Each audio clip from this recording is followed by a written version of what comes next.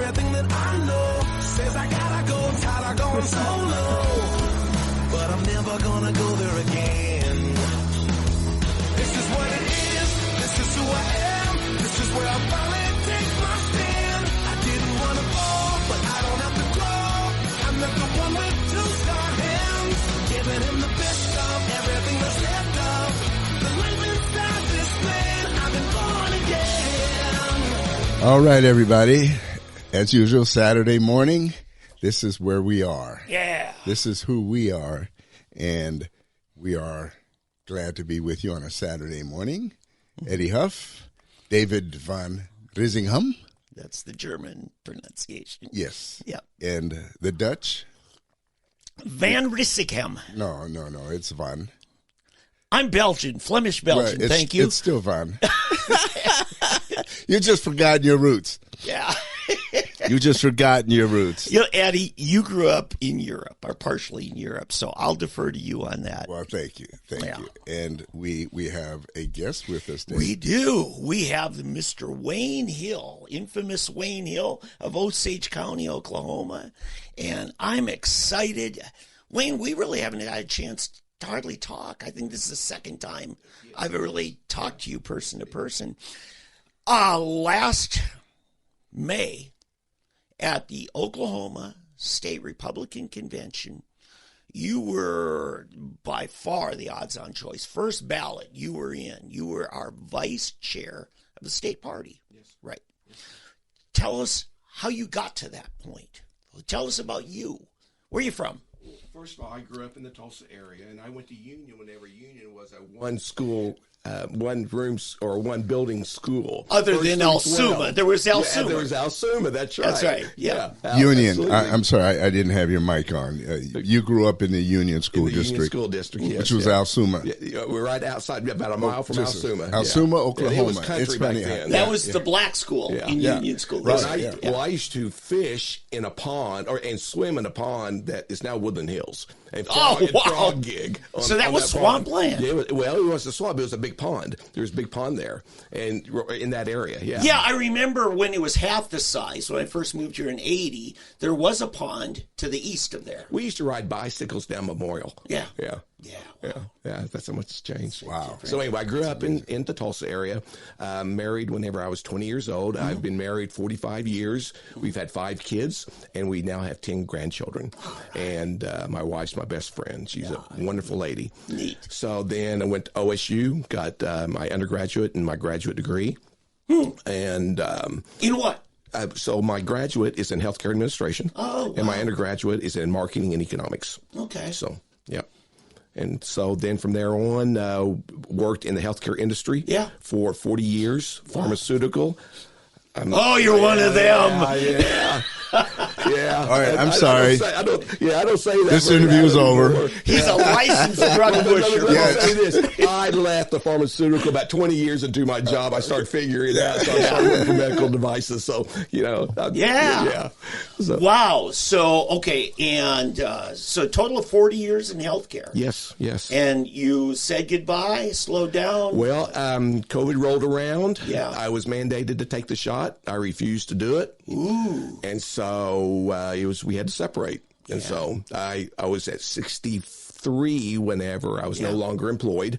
But I read the clinical data on it, and and you look at, there was a what's called a package insert. It's the label. Mm-hmm. It was blank. Whenever the shots came into the doctor's offices, it was blank. That's unheard of. That's a full transparency. Full transparency. You can't see anything. And so whenever I don't know what's in that vaccine. It's not even a vaccine, but you can't read it. You know what? I don't want any part of it. You mind telling me who you were with at that time? Yeah, well, I was with a company that had been with Johnson & Johnson. We split off from them, but I did was I sold a medical instrument, and it was for patients with cutaneous T-cell lymphoma, and when they rejected heart transplants or lung transplants, they put them on this device, and it helped them recover. Oh, wow. To to increase the strength of their immune system. So it's not a drug; it's hardware. It is hardware, but there is a natural drug associated with it. It's called a sorlin, and it's naturally found. And you take blood, you separate the blood cells, and you take the white blood cells, and you hit it with the sorlin and a light. And what it does is it kills those killer T cells. Oh, gotcha. So consequently, that's what's attacking your immune system, your organs, right. The rejection. And so that's what I did. I sold that because it's somebody else's organ. Exactly. Yeah. So it's a foreign substance. So sure. what you're doing is you're knocking down those white blood cells. Yeah. See, your good friend and mine, Sean Roberts, was really trying to prevent employers from mandating that. Yes. He was trying to go to the legislature. I said, listen, this is what collective bargaining's for. And I started pumping out articles about, the hospital nurses just need to unionize. Yes. Oh, that scared the daylights out of the administrators. And now already St. John's had mandated it, but none of the rest of the hospitals in the Tulsa area did. Yes. Over in Oklahoma City, a good friend of mine's a chaplain at St. Anthony's. He said every hospital there mandated it. Yeah. But to me, that's a legitimate role of collective bargaining, unions. Well, also, this is my body, the government. I don't get my rights from my government. Right. They can't tell me what to put into my body. Right. Now, at the same time, Wayne. Yeah, but you're not a woman. And a man's not. A man didn't put that into your body. There you go.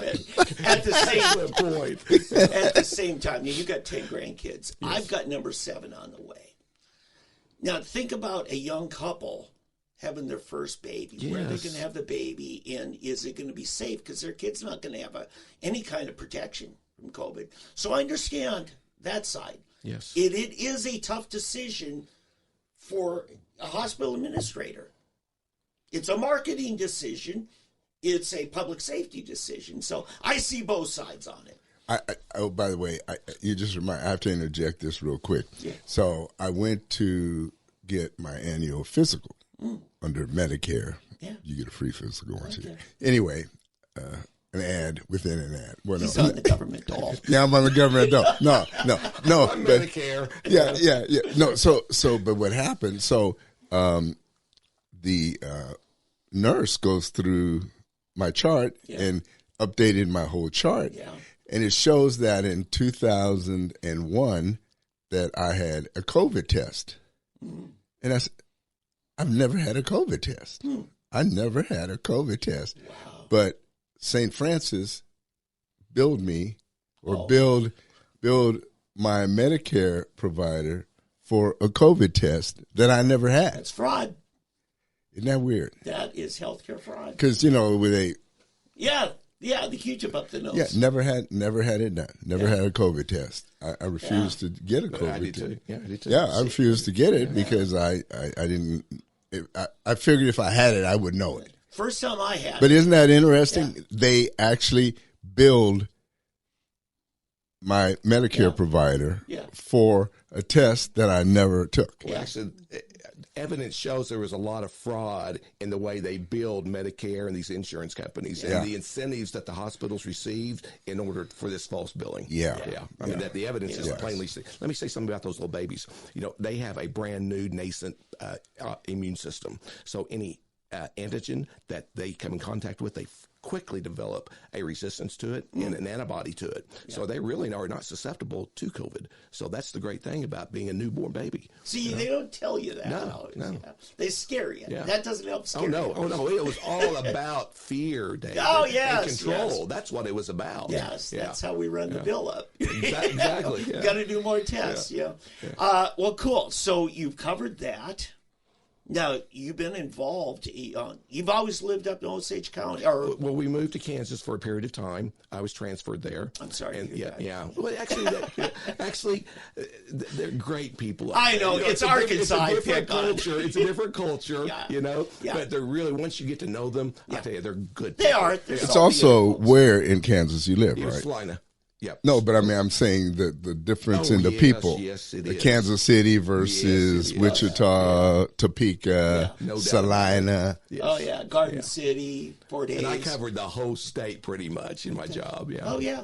So, all right. So you've been there, and then now you're getting to slow down, enjoy grandkids more. Oh, yeah. But you had I work harder today than I've ever worked in my career, let me tell you. Yes, and most of it for no money, For right? no money whatsoever.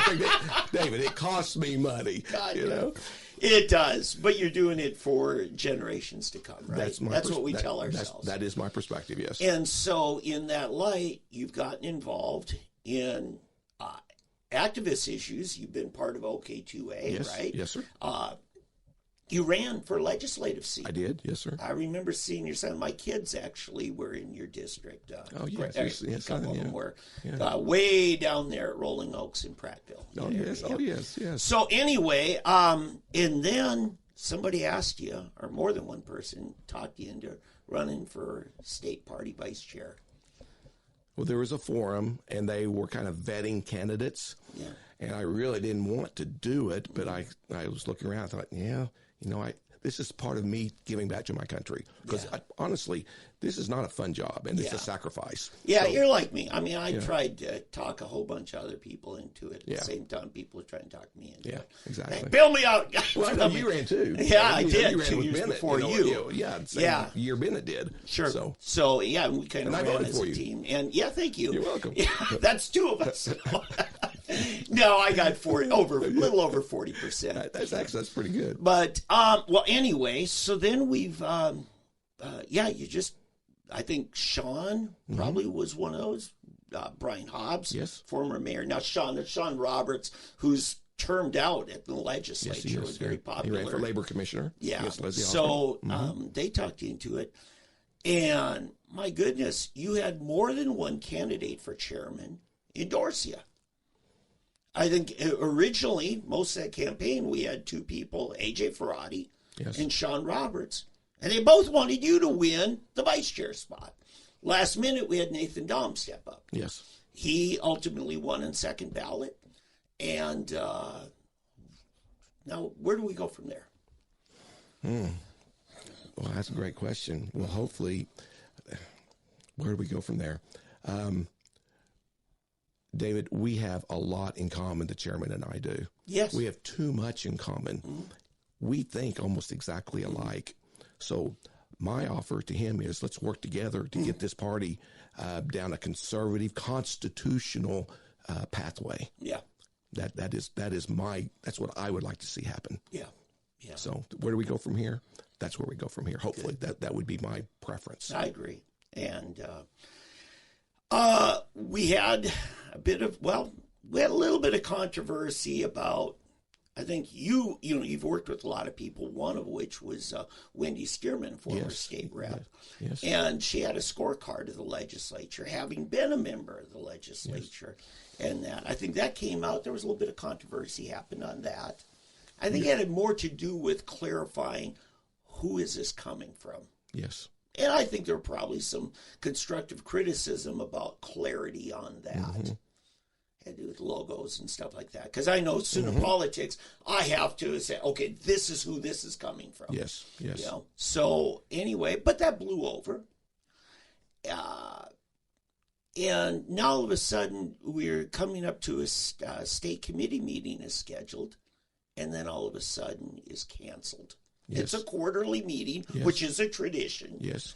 Well, it was committed to by the chairman and also approved by the executive committee. So the dates were set back in July of 23. Yeah.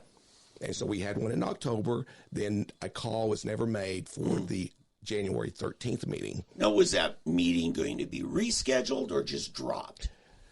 There was never clarity on it, what was going to occur. Okay. And so time transpired. We saw that one was not forthcoming. A call was not forthcoming. Sure. I had multiple people request that I call a meeting under the rules. Mm-hmm. I have that authority to do that. Sure. And so consequently, following the rules, I did call a meeting for January 27th. Yeah. And so, yes. And you had way more than quorum.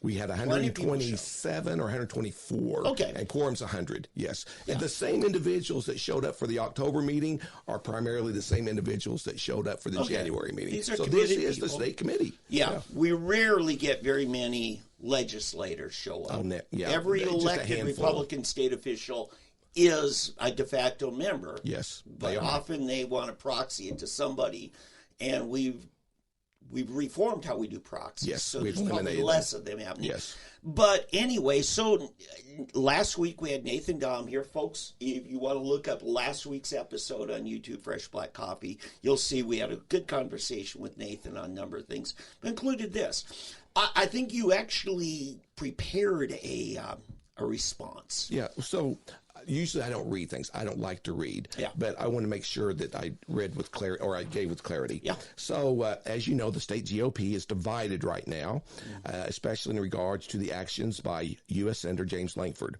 When word leaked out of his bipartisan border deal that it would actually allow 5,000 illegals to continue and enter across the borders daily, fast track work visas and for them and give $60 billion to Ukraine, many asked our GOP chairman, Nathan Dahm, and myself to address this.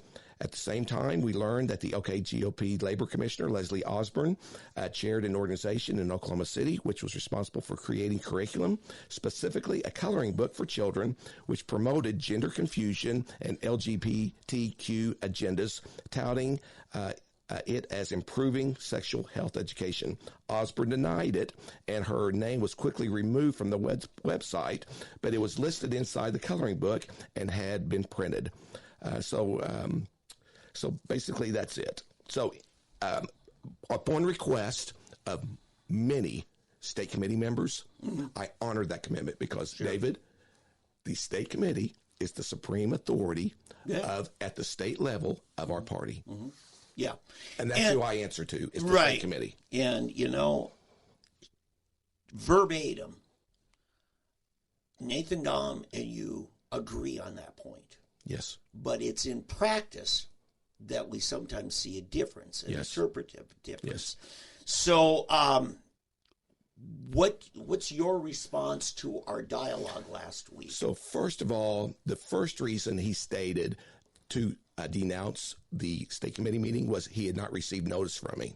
Well, he realized that he had received notice from me. That was the first reason. The second reason was that not all the members of the committee were contacted, primarily legislators. They're never all contacted. You'll not. never get 100%. No. And there's nothing in our rules that says a certain percentage of individuals should be contacted. That's gray area, isn't it? It is a gray area. We probably should clarify that. And so there's not a definitive a requirement on who should be actually notified. Yeah. So I sent it out to the state committee, and we have quorum. Quorum should be the basis. You said you sent it out to state committee. I would say you sent it out to those you had confirmed were in the state committee. The list that was given to our chairman came from a team that surrounds me. So our chairman. Chairman Dahm. Okay. Yeah, so some volunteers were actually making phone calls confirming who were county chairs, state committee people, vice chairs. Why weren't they getting that list from Dahm?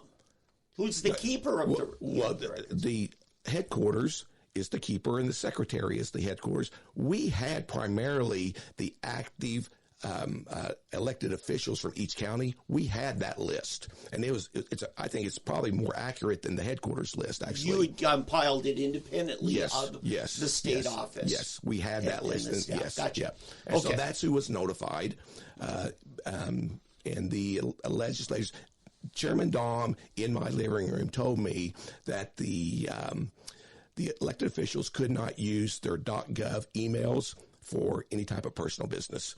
So I did, you have access. Or party business. Party business, yeah. Now, you and I talked a week ago, and I clarified. I said, that prevents them from sending something, but doesn't prevent you from sending it to them. Exactly. Yeah. And I wish I would have known that because it would have been sent to them in regard. But also, Chairman Dahm sent out a rebuttal letter telling people that they did not have to attend this meeting. Apparently, by his standard, it should have been sent to everyone, including the state legislators. So the state legislators would have known that there was a state committee meeting. It was a notice. It wasn't a 10-day notice or 5 days. His wasn't. Mine was. Yeah. But his wasn't. What's the rule? 5, 10 days. Okay. Yeah. So technically, his rebuttal was not 10 days. Okay. My initial letter was 10 days. Okay. Good. So let's move on. Okay. The substance of the meeting. Obviously, the big national headlines that came out of it was this conditional censure. Yes, sir. It was conditional. Of U.S. Senator Langford. Yes. You've corrected me on this because a lot of right-wing national media really went further than your language. Yes, sir, it did. They made it definitive. You made it conditional on if this happens, this is what's going to happen. Correct. Okay, Correct. Gotcha. All right, so, and then other issues got clarified, one of which I think was the state committee passed a resolution said WayneHill as vice chair, or our vice chair, must have access to the full list. Well, and that is an issue. Yeah. So, first of all, I sent an email to our chairman asking him to co-chair this January 27th meeting. Yeah. I asked him to participate. You wanted him still there. I wanted him to chair the meeting. Yeah. I asked him to send it out to the full state committee body. Yeah. I did not hear any response from him. Okay. So, consequently, we could not agree upon a date. Yeah. And so that's whenever I took the initiative to go ahead and make the call. All right. Yeah, no, I read that.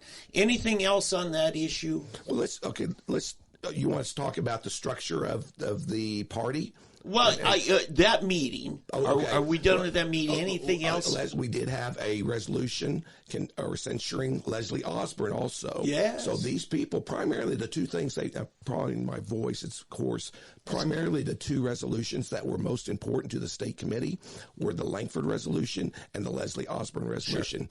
Sure. And David, it was almost unanimous on the vote for both of those resolutions. Wow. Our state committee was almost completely in agreement. I think there were one or two at the most, that voted nay on those two resolutions. Sure. So the state committee, who is the supreme authority, they spoke. They spoke with clarity and voice. Were those two individuals, Langford and Osborne, were they made aware, or did you post agenda items to the membership saying, hey, at this meeting, these are matters that we're going to entertain? Well, so what we did have an agenda. We sent the agenda on the original call, but we had new business. So all these resolutions, these were brought from the floor. And so, we did not filter any resolution. Every single resolution, all 14 were brought from the floor. As new business. As new business, yes. Okay. And in a meeting called by you, that's allowed. Yes. Now, if the membership circulates petition holds a meeting, they can't. It has to be exactly. just the agenda. The agenda, yes. Gotcha. Correct. Okay. So I think we've covered that. Let's move on to the bigger picture. Yes, sir. We're in election year. Yes, sir. A critical election year. Yes, sir. And rather than growing the party, it seems like we're going more into cliques, and I think we're all disappointed in that. Yeah. I think every one of us, myself, Eddie included, what can I do to overcome the divisions and unite? So I would say continue to put pressure on the powers that be and bring them to the table. I mean, there needs to be resolution and us moving forward as a party, because I would agree with you, David, this is a critical year. Matter of fact, I would say in my lifetime, I would say probably in the history of our country, there's probably not a more important election. Yeah, I have that sense of urgency as well. I think we're in a 1776 moment, personally. Yeah, I think every 4 years now, every 2 years actually, we're faced with that. Yes, sir. Because you see the encroaching darkness. Yes. It's growing and growing and growing. And I know it seems like it's because of the elections, but it's everything that is leading up to the elections.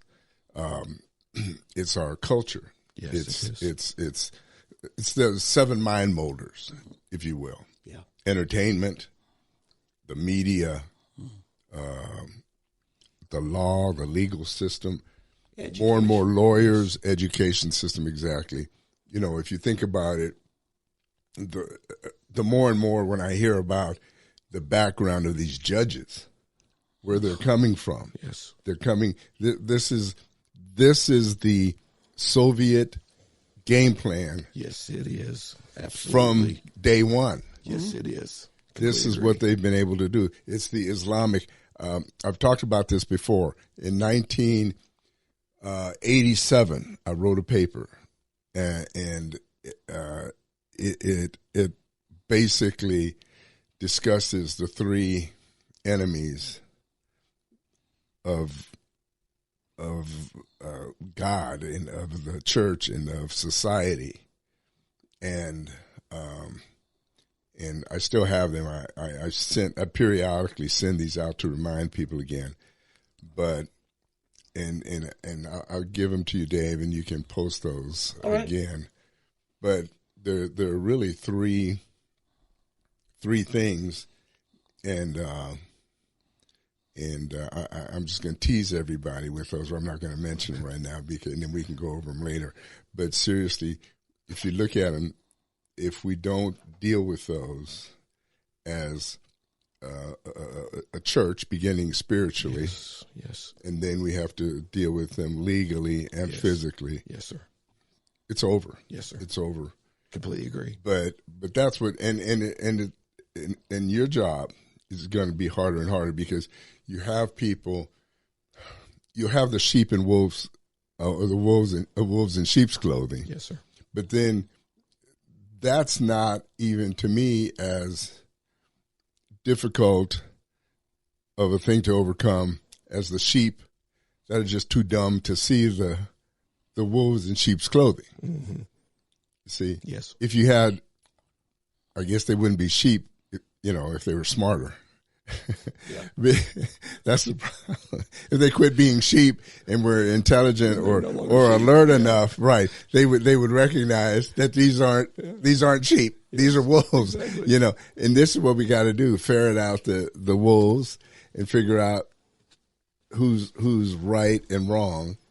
And once we recognize it, expose it, and weed it out, then we can go on. But Eddie, don't you think that these sides are being drawn and the evildoers are being uncovered? I do. I do. Right. And so we made a lot of progress.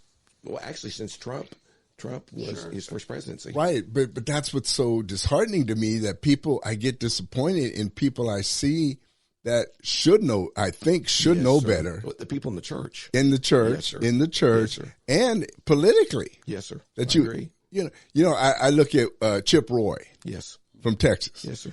For some reason, Chip has a chip against Trump. Yeah. For some reason, he hates Trump. Well, he loves DeSantis. I'll put it that way. Yeah. Well, no, now. I haven't heard the criticism as much as he really thinks DeSantis is the solution. Well, yeah, but now he's actually with what's her name? Oh, yeah. Oh, yeah, Nikki that's Haley. Unforgivable. Yeah, well, that's but no, that's what I'm saying. I mean, that's I could understand being with DeSantis, but when DeSantis is out and you're still so much against Trump that you would move over to Haley, there's something more to it. See, because I like what Rand Paul did. He didn't want to endorse anybody, but he unendorsed Nikki. Exactly. He said, that's what I got. Exactly. Exactly. Never Nikki. Yeah. And then, but that's what I'm saying, that there's something deeper that's going on. Yeah. And we've got to quit these surface fights. And I'm so sick and tired of these Facebook fights over spiritual doctrine, which isn't even really spiritual doctrine. I mean, they're just petty, little, stupid issues. Somebody posted a funny thing, and I'm going to get to this. Eddie, are you saying it's okay to be mid-trib? For those who even know what mid-trib is. 80% of the people out there have no clue, but yet there are people ready to go to fist fights. Oh God, it's still on my Facebook feed almost every day. Yeah, well, no, there's this little thing, and somebody, and I have to say, I don't know if it's right or wrong, but it is funny. Yeah. And it's got this Pentecostal church. It's a stage. Oh, you're not going there, are you? And the people are dancing and doing and this guy. Don't mock my relatives, Eddie. And this guy and the guy's doing a narration of it. Yeah. You know which one I'm talking about? I do. The guy's doing. Oh, and their sister so wearing her drapes, and and just.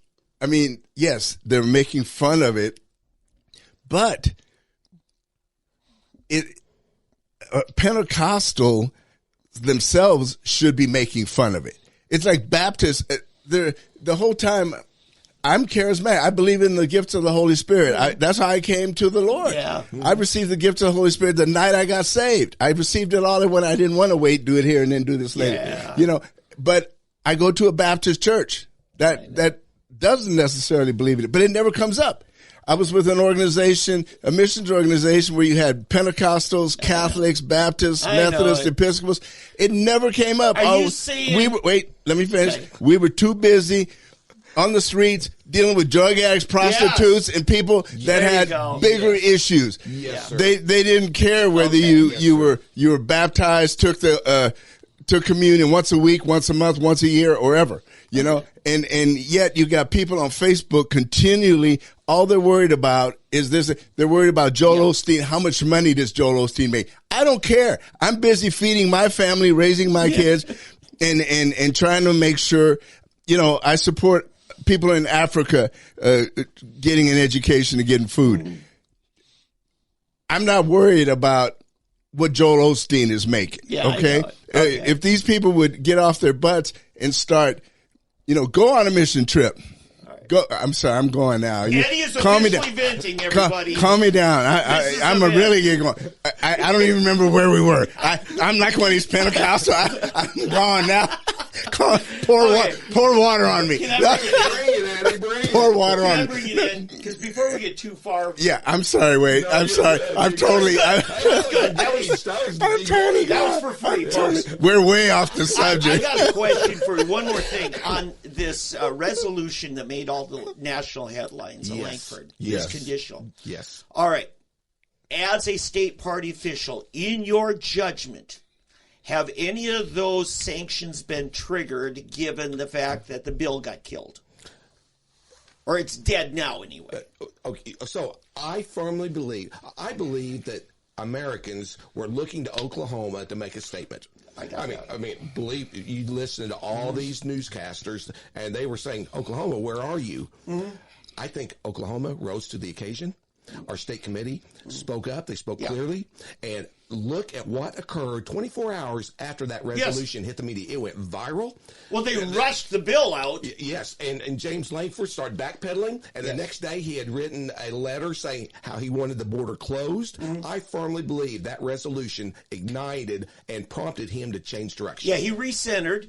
So what I'm saying is... It accomplished what... Okay, so what I'm saying is there officially a sanction on Langford today? No, there's not. No, that's headline, folks. Because our chairman does not recognize it. Because I'm saying if it was in your place. Oh, if it was my place, absolutely. Because the state committee is the supreme authority. Wait, I'm talking about the language of the resolution. Oh, yes, sir. Yes, it was conditional. Yes. Have any of those conditions triggered a sanction? Yes. What conditions were triggered? Well, first of all, it was only the 5,000 were only Canadians and Mexicans. In other words, they were going to allow. They were going to allow. No. Is the sanction based on him authoring and sponsoring a bill, or him voting for the bill? Oh, it was him. It was his actions of negotiating with Chuck Schumer, and also what was in the bill. Okay, and because he kept saying what is in the bill. Okay, so when that bill got published and it was confirmed, your suspicions and the state committee's suspicions. That brought validity to the resolution. That meant the resolution now was triggered by his actions. Yes, sir. Publishing that bill. It should have been. Yes, sir. Okay. According to the state committee. Yes, that's what I'm saying. Yes. Okay, that's your conviction. Yes. Whether or not Nathan Dahm or anybody else I stand with the state committee. Gotcha. David. Okay. So it is triggered. Yes. Okay. So from your perspective. But that's not an official stance based on our chairman. Right. Okay. From your interpretation of how things go out, where does James Lankford stand now with the state party? I would, so that's a great question. So I think there needs to be follow-up with the state committee. I can't speak for the state committee because, I don't have that authority to do that. And so that would have to be a decision based on resolutions introduced at the state committee level in order to address that. Okay, so that's the hammer, the discipline. Yes. What about the redemptive opportunity? Can you, in your mind, imagine a way to backtrack this? It would require something from Lankford, a commitment, I absolutely. assume. Okay. Well, there are a lot of people that are really disgusted with James Lankford in Oklahoma. And they were before this. Yeah, J6, January 6th. Yes.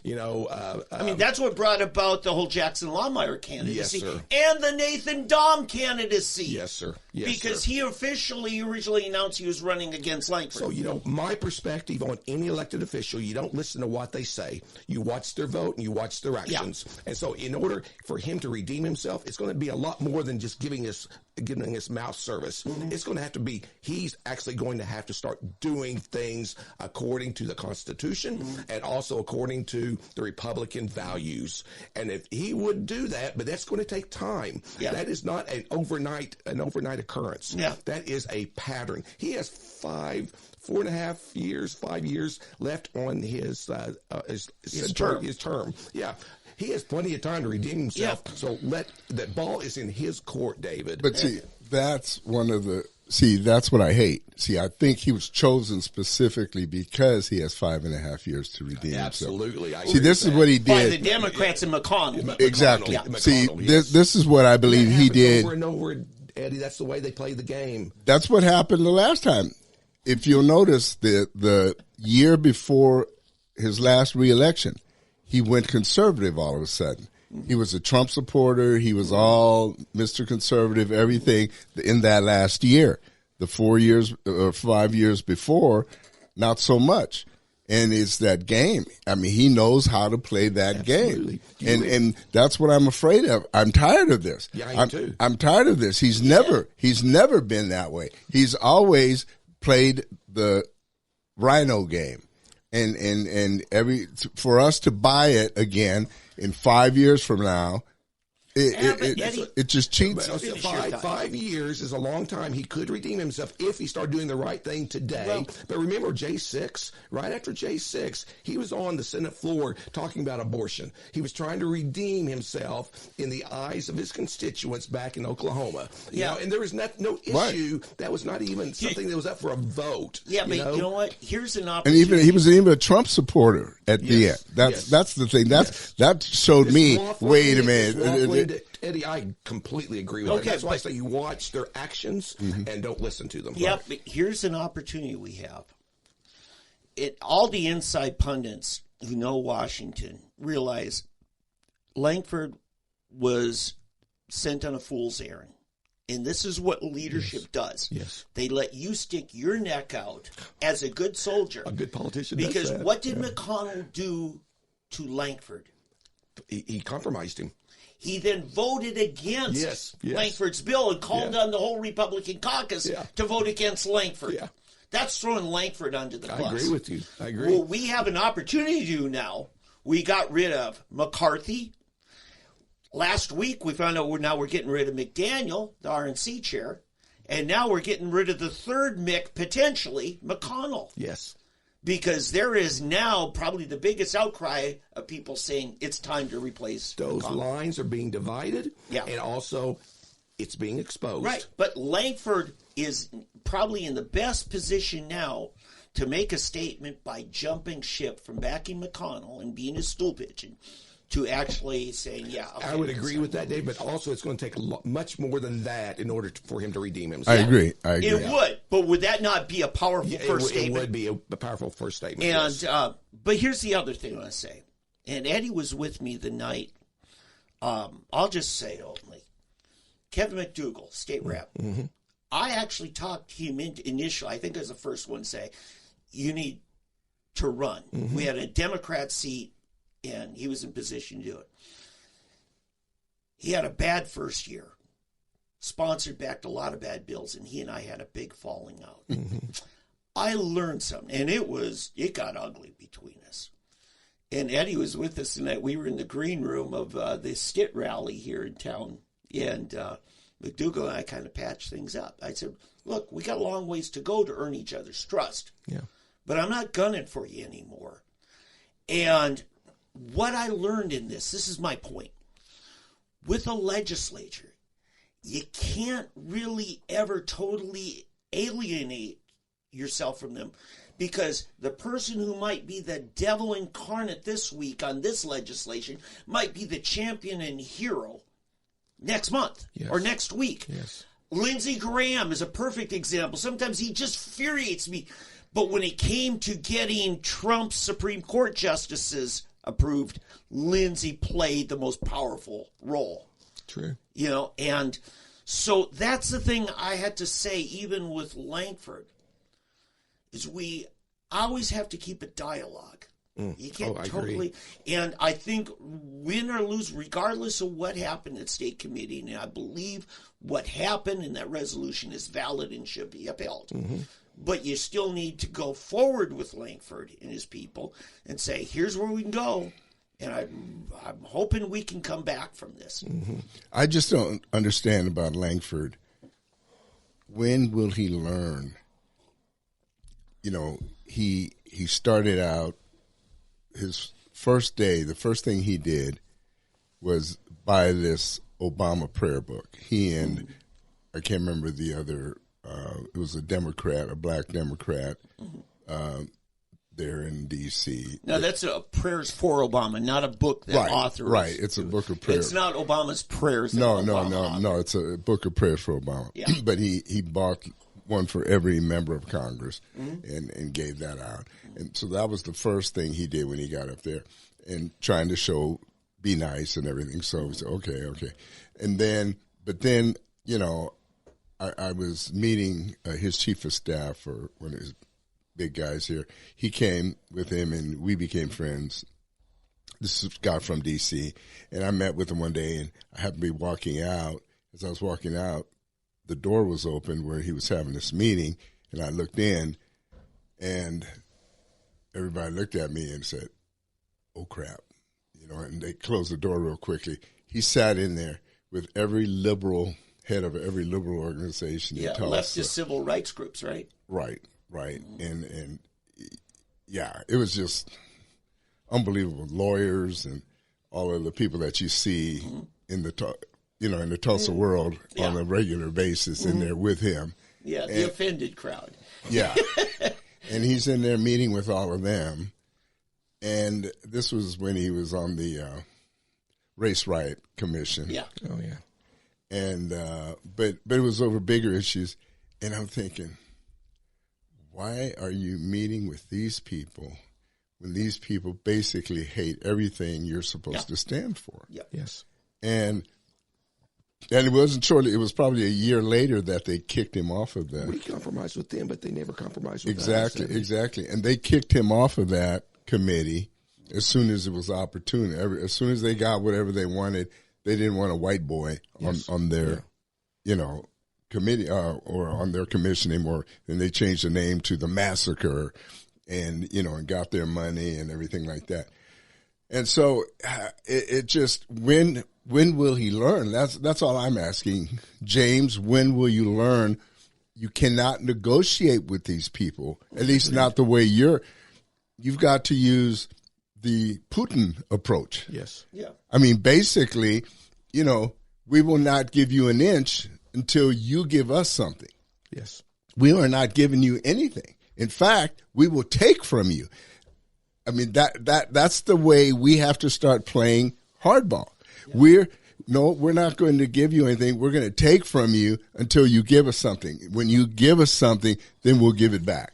I mean, that's the way these people operate. Yes. Well, let's talk about the premise of that negotiation. Constitutionally and by statute, Biden has the authority to close that border down right now. Oh, sure, he always Why has. are we negotiating? You know what? That was a Ukraine bill. That wasn't a border bill. No, you know, exactly. You know? It was an a Ukraine, amnesty bill. exactly. And it was an he amnesty bill. He wants money for Ukraine, yes. and the border portion of it was BS. Yes, because all he had to do was say, "Okay, we're not going to do that right now." Go ask the Border Patrol agents what they thought about that bill. He had the authority at any time to say, well, the 5,000 isn't working anymore. This is what I would recommend to Senator Langford. Use your position, the bully pulpit, to come and advocate for the Constitution and also for Republican values. That's what I would say. As soon as Shut the border down. Yes, sir. Build Shut the wall. down. Yes, build sir. the wall. Yes, sir. Close it down, north and south, because now they're starting to come in from they the are. north as well as the south. Close it. You know, here's what's funny. I went to Montana 2 years ago,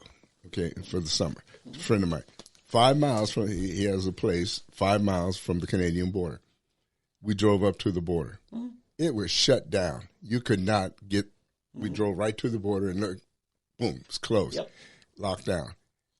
And I looked at it, you know, and it was just dead. Nothing there. There was nobody trying to get into Canada, you know, and you would be shot if you tried to get into Canada, you know. And I think, you go to our border, take the shot, and they're going to take your gun away from you, you know. Well, and put you in jail, or if you live, you're going to jail. And you know, you go down to El Paso, where I'm from, man, they're just walking across the river, you know, just coming across, you know. And I'm saying, you know, but tale of two borders, you know, and it's not rocket science. And then they get on Corinne Jean-Pierre and all these people getting on TV and on mics and trying to say, "Oh, it's Trump's," and I'm saying, "Are you kidding me?" And who in their right mind would believe this junk? You know, who believes this always stuff? accuse you of what they do. Right. That's what they do. I have to say, in so many ways, the Biden administration was going to win by this legislation that Langford, because first of all, if it gets signed into law, then that pardons everything that Biden had done, because he can say, well, see, they finally passed legislation that helps me control the border. Yes. Right. Yes. And so you can blame, Trump didn't need any legislation. No. So, I just think in so many ways, he's trying to change the narrative. Well, the reason why the problem is because Congress isn't doing something. Right. That's the biggest lie. Congress doesn't need to do anything, as you stated. Yeah, by the way, those of you watching on YouTube, I am reading your comments live, and if you got a question, fire away on it. We're getting mostly comments, and I appreciate them. But, all right, we've got a busy year with the state party. We've got county conventions. Some of them probably happen already. Yeah, they are starting to occur, yes. Yeah. And precinct meetings especially. Right, some of the small counties kind of combine the two. Yes, they do. And even during the COVID era, 1 year, Tulsa County tried doing it. Big mess. Yeah. Bob Jackson, never do that again. And then you got district conventions, which are once every 4 years. Yes, sir. And then in May, we're doing our state convention. Yes. Okay. Any comments or announcements you have? I think we've got some open races. We're voting for delegates. We're voting for electors, which I'm talking to Eddie about. Folks, we got to draft Eddie to be a presidential elector. He's no comment there. Absolutely. Anyway, I think he'd be good. Yeah. So, and then... so we get that, and then we're actually electing 2 of our seats on the RNC. National Committee, man and Okay. woman. Yeah. I believe Pam Pollard is running again. Yep, so is Charity Lynch. Charity is she's running. She's the Craig County chairman. Also, she was affiliated with Dr. Gold and America's Frontline Doctor. She was served right under Dr. Gold. Okay, so you know those 2. Yep. Do you know of any others? So I know Ferlin Kern. Well, that's on the committee, man. See, we get sexist on this. No, it's not us. I don't know of any other. I got the state party to change. We're not quoted gender quotas, but the RNC still wants a man and a woman. Yes, they do. All right. So on the ladies' side, that's the only 2 that I know of. Mm-hmm. So, and on the man's side, I only know of Ferlin Kearns at this point in time. I've heard Sean Roberts' name. Well, I know his is. There's been no announcement from him. So not from him. Yeah. So people you and I both know of said, he's running. Yeah.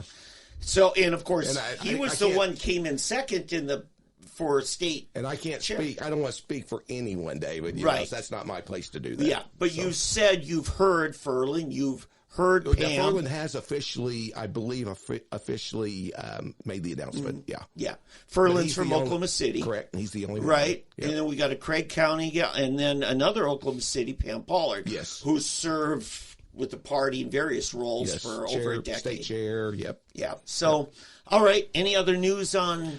This is what I would say to anyone, any Republican individual. You need to go to your precinct meetings. We are only as strong as we, the people, our engagement and our involvement. Yeah. So I would encourage everyone to get involved in the process because that's where we have voice. The people are the authority of not only our nation, but also our party. So I would say, go through the process, get involved, get engaged, understand the issues, and then start actually being a citizen lobbyist. A citizen lobbyist is people that call their representatives, they write them. You know, the only way we're going to overturn where we are is through the people being involved. Yeah, and go visit the Capitol. Yes, we are I believe we are in a 1776 moment. Yeah. And I tell you, that's what my mentor says. You know, this InfoWars, Alex Jones. Oh yeah. I would say we had colonial ancestors and founding fathers that sacrificed everything and were still reaping the benefits of what they did on July 4, 1776 of liberty. What are our children going to inherit? Yep. It's our responsibility to pass them our God-given rights of liberty to them. So, all right. Are there any announced state committee meetings coming up? No, there's not been one. The chairman has not consulted with me, so I do not know. Okay. I've heard rumor that it may be the day before the state convention. Well, yeah, he did say that's a mandated one, not necessarily before, but prior to. But in the interim, no, sir, I have not heard of it. Gotcha. And the other thing is, not until like March, middle of March or end of March, it's so busy with precinct meetings and county convention meetings. There is no way to fit a state committee meeting in there. It has to be after like March. I think it's March 17th or something. Yeah. And then you got 2 more months. You got the state committee meeting in May. You know? And that's the reason why they wanted we had it on January 27th, the previous one, because once you get past that Saturday, then it really got into the busy season of the party. Sure it does. Yeah, so, it does. And that's why we did it. I'm going to say one last thing before I give you your last word. Okay. Same thing I said to Nathan Dom. Leaders need to keep trying. I agree. To communicate. Pick up the phone. Initiate. You get bonus points for trying. I sent him a letter a week and a half ago, and I said, I'd like to have a sit-down meeting with you and discuss this state committee meeting on the 27th, discuss it with you. Yeah. And then also I said, we have too much in common for us to be separated. Yeah. I asked him to join me. I have not heard back from him, and that's been a week and a half ago. Yeah. So, but I'm not asking you to defend yourself. I'm exhorting you take it that way. Moving forward. Don't give up doing that. Yes, sir. You know, some people say, well, it looks weak. Well, I don't care. It looks like you're trying to unify. Yes. And that I do care about. Well, I would say we have a common enemy, and it's not ourselves, as the old saying goes. I agree. You know, Sean Roberts, our good friend, mutual friend, one time called me up, asked me if I trusted a particular campaign consultant. And I said, Sean, I don't trust any campaign consultants. He laughed. He said, that's probably a good attitude to have. Because this is the problem I think you and I see is that a lot of our politicians are just ignoring the party apparatus and hiring their own campaign consultants to promote themselves. Oh, yeah. Well, all the money comes from outside of the party now, David. So, you know, I've had several legislators say the party is not relevant. Well, you know what? We want to make the party relevant. Sure. You know, that's what our goal is. You know, the Utah Republicans always make themselves relevant because they don't use a primary to select their U.S. senators. That's why Mitt Romney's not running again. Yeah. You know, Mike Lee became a U.S. Senator. At the convention, the people there defeated the incumbent. Is stunned. The guy comes in, I forget his last, Senator Roberts, I think his name. Walks out, he says, I'm no longer the nominee for the party. And Mike Lee was. Well, I would say in regard to what you just said, what we've been doing all along has not been working. Look where we are today. If we don't start doing things differently, then guess what? our republic is going to go by the wayside. Yeah. I do not want to see that, David. Yeah. So we must change what we're doing. Yeah. It may take a lawsuit against the state on behalf of the party. And that's the other thing I want to say. There is a lawsuit against the state party right now. Yes. It was I'm familiar with from it. Al Gerhardt. Yep. Because he was kicked out of observing a meeting. He would like to resolve that lawsuit, but I think he needs the state committee to first of all be aware of it and be willing to just dissolve the lawsuit. No, have not heard. I don't know the details of that lawsuit. I just know of the lawsuit. Okay. And so, can I put the plaintiff in touch with you? Absolutely. I'm because I think my position is I always will talk to anyone about. I said earlier, everyone has voice. Yeah. Everyone. I meant that. When right after Nathan Dahm got elected, I said I noticed you guys have reopened as facilities allow you to have party members observe who aren't on the committee. Oh yeah, and he was committed to that. Yeah. And I said, well, it's because Bennett's administration locked the door and had the cops kick Al Gerhardt out that he filed the lawsuit. And I said to Dom, I said, you've obviously changed directions. I said, should we just dissolve that lawsuit? He wasn't ready. He wants to collect damages from Al Gerhardt. And, or at least that's the bone of contention. Well, I would say it's not the chairman's position or my position that matters. It's the state committee's position. Because, again, David, look at our rules. Yeah. They're the supreme authority. Yeah. Chairman Dom and I both serve at their pleasure. All right. We'll put you in touch because, again, I work with everybody. Yes. When I first met Al Gerhardt, I said, listen, I carry Found Holland's blog. I'd like to put your bald head on a header right next to Found Holland's. And he chuckled. He said, I love it. Let's do it. Because it's a big party, and I want it to get bigger. Yeah. And it's going to get diverse because of that. And I'm okay with that. You know? So, all right. Anything else you want to add? Let me just say this. I do want to real quickly talk about the structure of the party. I mentioned earlier that the county committee is the supreme authority of the county. The state committee is the supreme authority of the state. The state does not have authority over the county committee. There cannot be two supreme authorities. And that's the division in our party right now. Who's going to govern, from top down or bottom up? And I'm an advocate, because the rules state so, to rule from the bottom up. We the people, the grassroots. Good. And so consequently, I want to clarify that. And so whenever you see a division in our party, it's really a division on how we govern, whether it's from top down or who rules, the chairman or the state committee. Yeah. I'm an advocate for the state committee governing. So there you go. Okay. All right. Thank you for coming in, Thank Eddie. you. I've enjoyed it. It's been a great day. Thank you. Thank you. Good. All right. We're going to go to break, and then we'll return after the break with more news and roundup. Cool. Gentlemen, I enjoyed it. All right.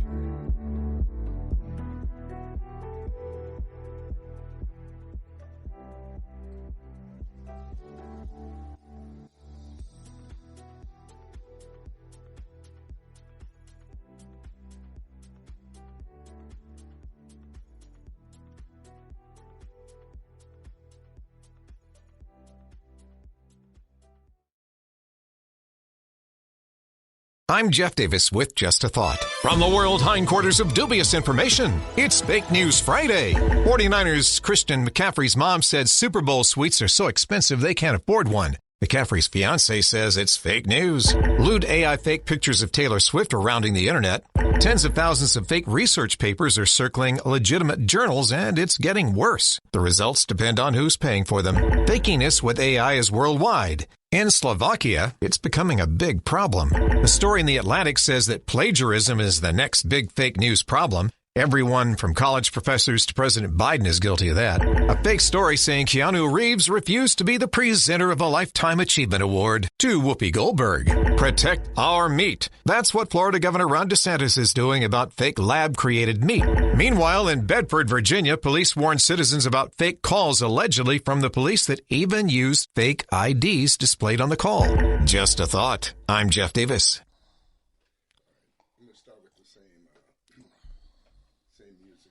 Ready. Go ahead.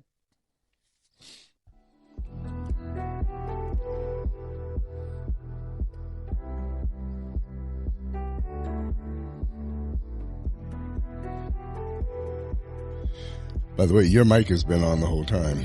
I just turned it on. Oh, you turned it on. Oh, because you were doing things. I was reading the comments. All right, we are back. All right, that was a good first segment. Yeah. With me getting all carried away. Oh, I thought in the middle of it. It was passion. Yeah, but I just went off on a whole different track there for a minute. But it was, it just felt. Listen, guys in talk radio know when you get that caller that has that passion, you get out of the way. Because sometimes you get just the most authentic messages. That caller, yeah. This is Eddie, first time caller, long time listener. But yeah, and that's why they have their monologue at the beginning of the show to get it off their chest. Yeah. Nothing else. Yeah. We need to have Eddie's monologue and Dave's monologue every week. Eddie's rant. Yeah, let you get yours. Yeah. Dave's diatribe. There you go. Yeah, there you go. Yeah. All right, David. So, that's WayneHill. We gave equal time. Nathan got to have his say last week. Yeah. Well, yeah. Wayne didn't really come against the party or against Nathan at all. I thought he was very well. I thought he was very gracious. I think he's a very good vice chairman. Yeah. I mean, I don't see any. Well, as somebody who ran the term before him, I wish I had known about him. I would have called him, tried to talk, because I tried to talk a lot of better candidates than me into it. Yeah. It just. No, I'm very impressed. I like him a lot. I think he's a good guy. I think he's good for the party. Mm-hmm. I'll be honest, I think I've explained this many times. I like Nathan. I have for a long time. I've known him for probably 20 years now. Yeah. I just think Nathan needs to get a job. I mean, it's nothing personal. It's just my philosophy. I think, Nathan's been in this since he hit his 20s, basically, working for the government. Yeah. Worked for the city of Jenks and then started running in different things. And I've always, we talk about Joe Biden not having I think he was a lawyer working privately for maybe 2 years or something, and that's it. Yeah. We talk about all these guys that go from college into government work and then into politics, and they stay there until they're 90. Career politicians. That's the buzzword. And I just don't like it. It's the same thing I have with these young people that grow up in the church, become youth leaders, and then become pastors, and they never experience how can you minister to people in the real world if you've never worked in a real job? A lot of people say that about going to a Catholic priest for marriage counseling. Well, that's kind of true. I mean, who's my harshest critic on parenting? Oh, and we got to talk about parenting today. Uh-oh. There's some new stuff. My harshest critic is a buddy of mine who never had kids, and he would get on to me, and I would shut him up with this saying, "Yeah, I know. Listen, I was a much better parent before I had kids." You know how it is. Yeah. No, I agree. You can't. Yeah, there's something about experience. Yeah. I can't. It's like me talking to an alcoholic. Mm-hmm. Okay. I cannot talk to an alcoholic from experience, because alcohol or a homosexual, those two things have no attraction for me. I abhor alcohol after a certain point. In other words, I may have a beer. Yeah. I'll go out because I like to taste it. It refreshes me, at a certain point, or with a meal. Yeah. After that, if I haven't, I will get sick before I would get high. Well, yeah. You go to most restaurants, it's either that or a high sugar drink. Yeah. That's your choice. Right. Exactly. Right. Or I will get I like club soda. Mm-hmm. Oh, by the way, I've got a tip for you. If you go to a bar or any restaurant, if you're into carbonated water, okay. Mm-hmm. See, in Europe, if you ask for water, they're going to bring you carbonated water in Germany. Mm-hmm. It's always carbonated. I like water. They're going to bring you bubbly water. Mm-hmm. You got to tell them Leitungsstilles Wasser, which means tap water, and then they may look at you and go, "What?" Because to them, flat water does not. Yeah, but yet their beer is warm. Well, it's not warm. It's just from the cellar, which is cool. So, yeah. But anyway, getting back to that. So what I'm saying is, those two things have no attraction to me. Yeah. I'm not attracted to men. I'm not attracted to alcohol. Okay. Mm-hmm. So I can't understand how or why. What is the deal with these alcoholics? What would cause a man to be attracted to a man or a woman to, you see what I'm saying? Mm-hmm. How do you minister to somebody? How do you just tell them, oh, just stop it. Just stop it. But at the same time, I do have to watch myself and not looking at an attractive woman. Okay. I mean, I'll be honest, I'm a guy. And so, because I know that I am a man and, attractive women are attractive. Mm-hmm. And that's the nature of men. So I can see how a guy. Have you had your testosterone shot, Eddie? Maybe that's it. No. Testosterone or no testosterone. Or I can understand gluttony, for example. Oh yeah, because I like food. Exactly. Pride, maybe. Yeah. Anger. What do you got to be proud of? Road rage. These different things. You see what I'm saying? I'm trying to figure out how we got from Nathan get a real job, to this. Well, because what I'm saying is, so how does somebody that's not worked in the real... I got you. You Good save, Eddie. You didn't think I'd be able to get back, did you? Professional radio, man. Yeah. So that's what I'm trying to say. So there was a side thing in there for all you people who want to tell these homosexuals, mm-hmm. It's not, just get over it. Mm-hmm. Or an alcoholic, mm-hmm. just get over it. Yeah. No, it's not that easy. Yeah, you're right. That's what I'm saying. Yeah. And so it's the same with a guy being a politician, mm-hmm. making rules and laws mm-hmm. for people whose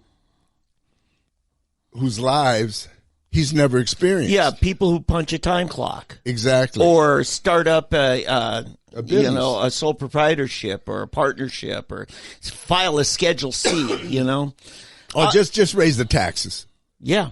When they've never had to understand what it is to pay taxes, self-employment tax or tax to them, plus Social Security, plus this, plus this. Okay, so Herman Cain's most famous moment was a town hall that Bill Clinton hosted on healthcare, socialized medicine.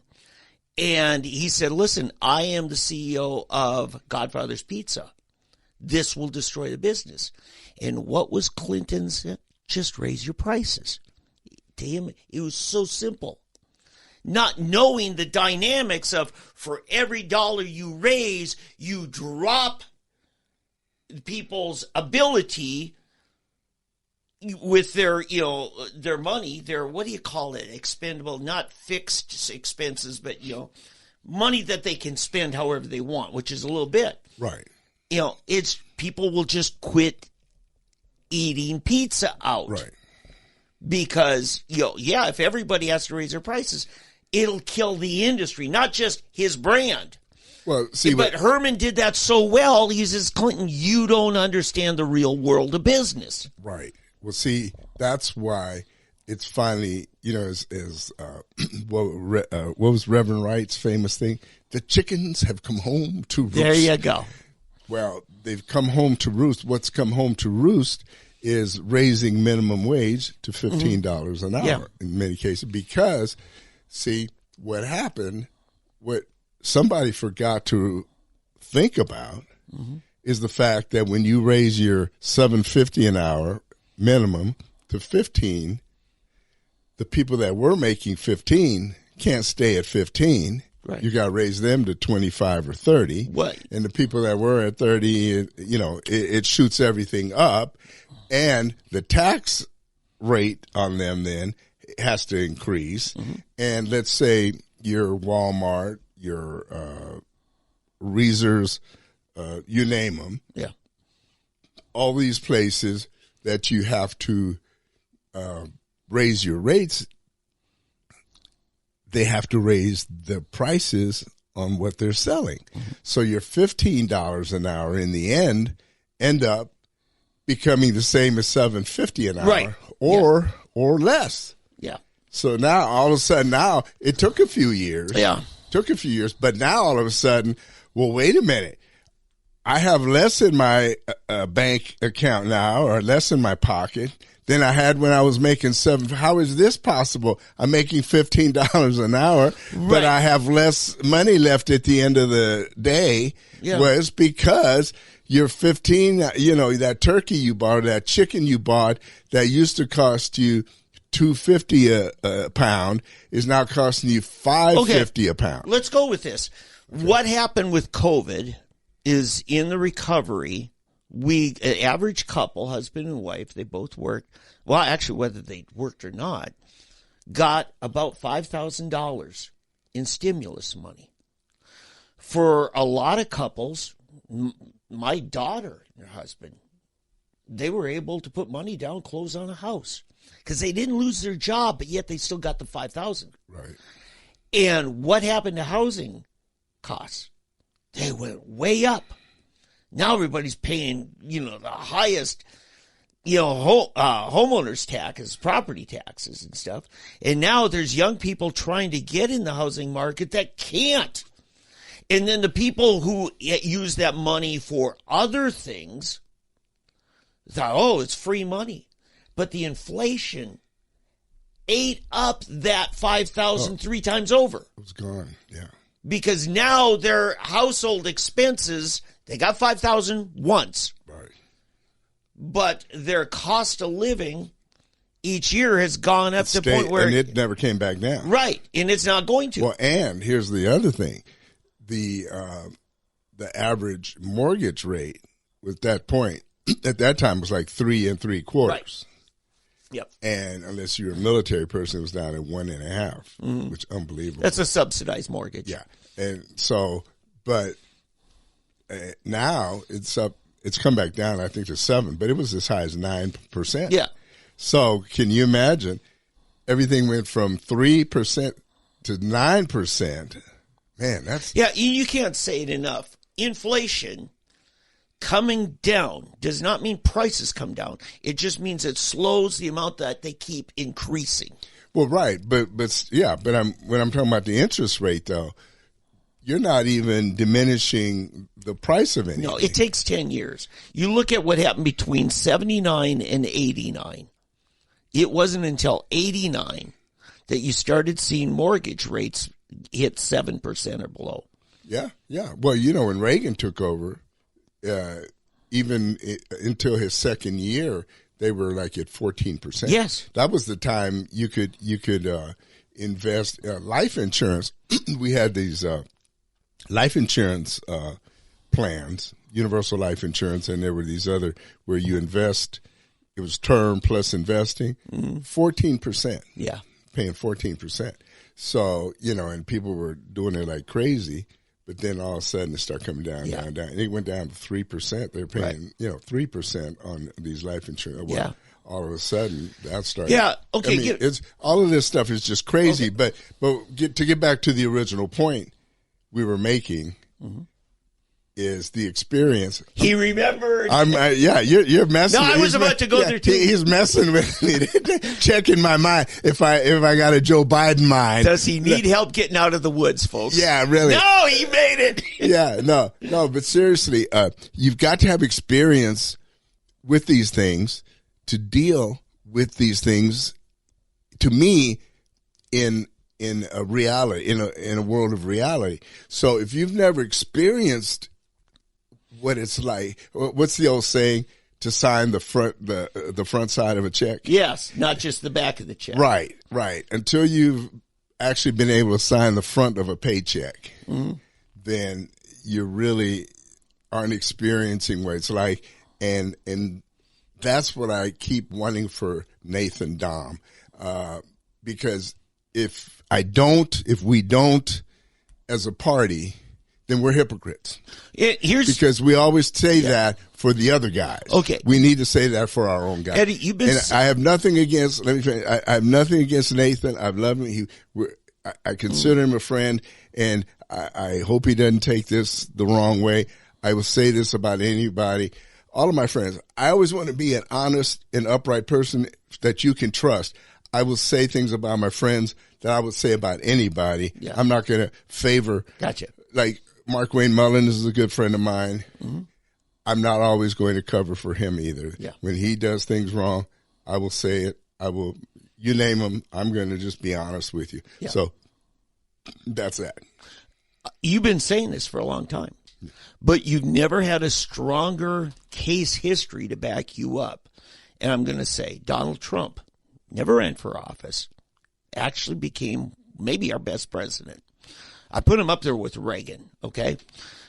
Kevin Stitt never ran for office. He may be the best governor Oklahoma's ever had. Jury's still out. Kevin Hearn, another one. He way surpassed my expectations. Well, look at his experience. How many McDonald's did he buy and run and build? Look at the success in business. These people know.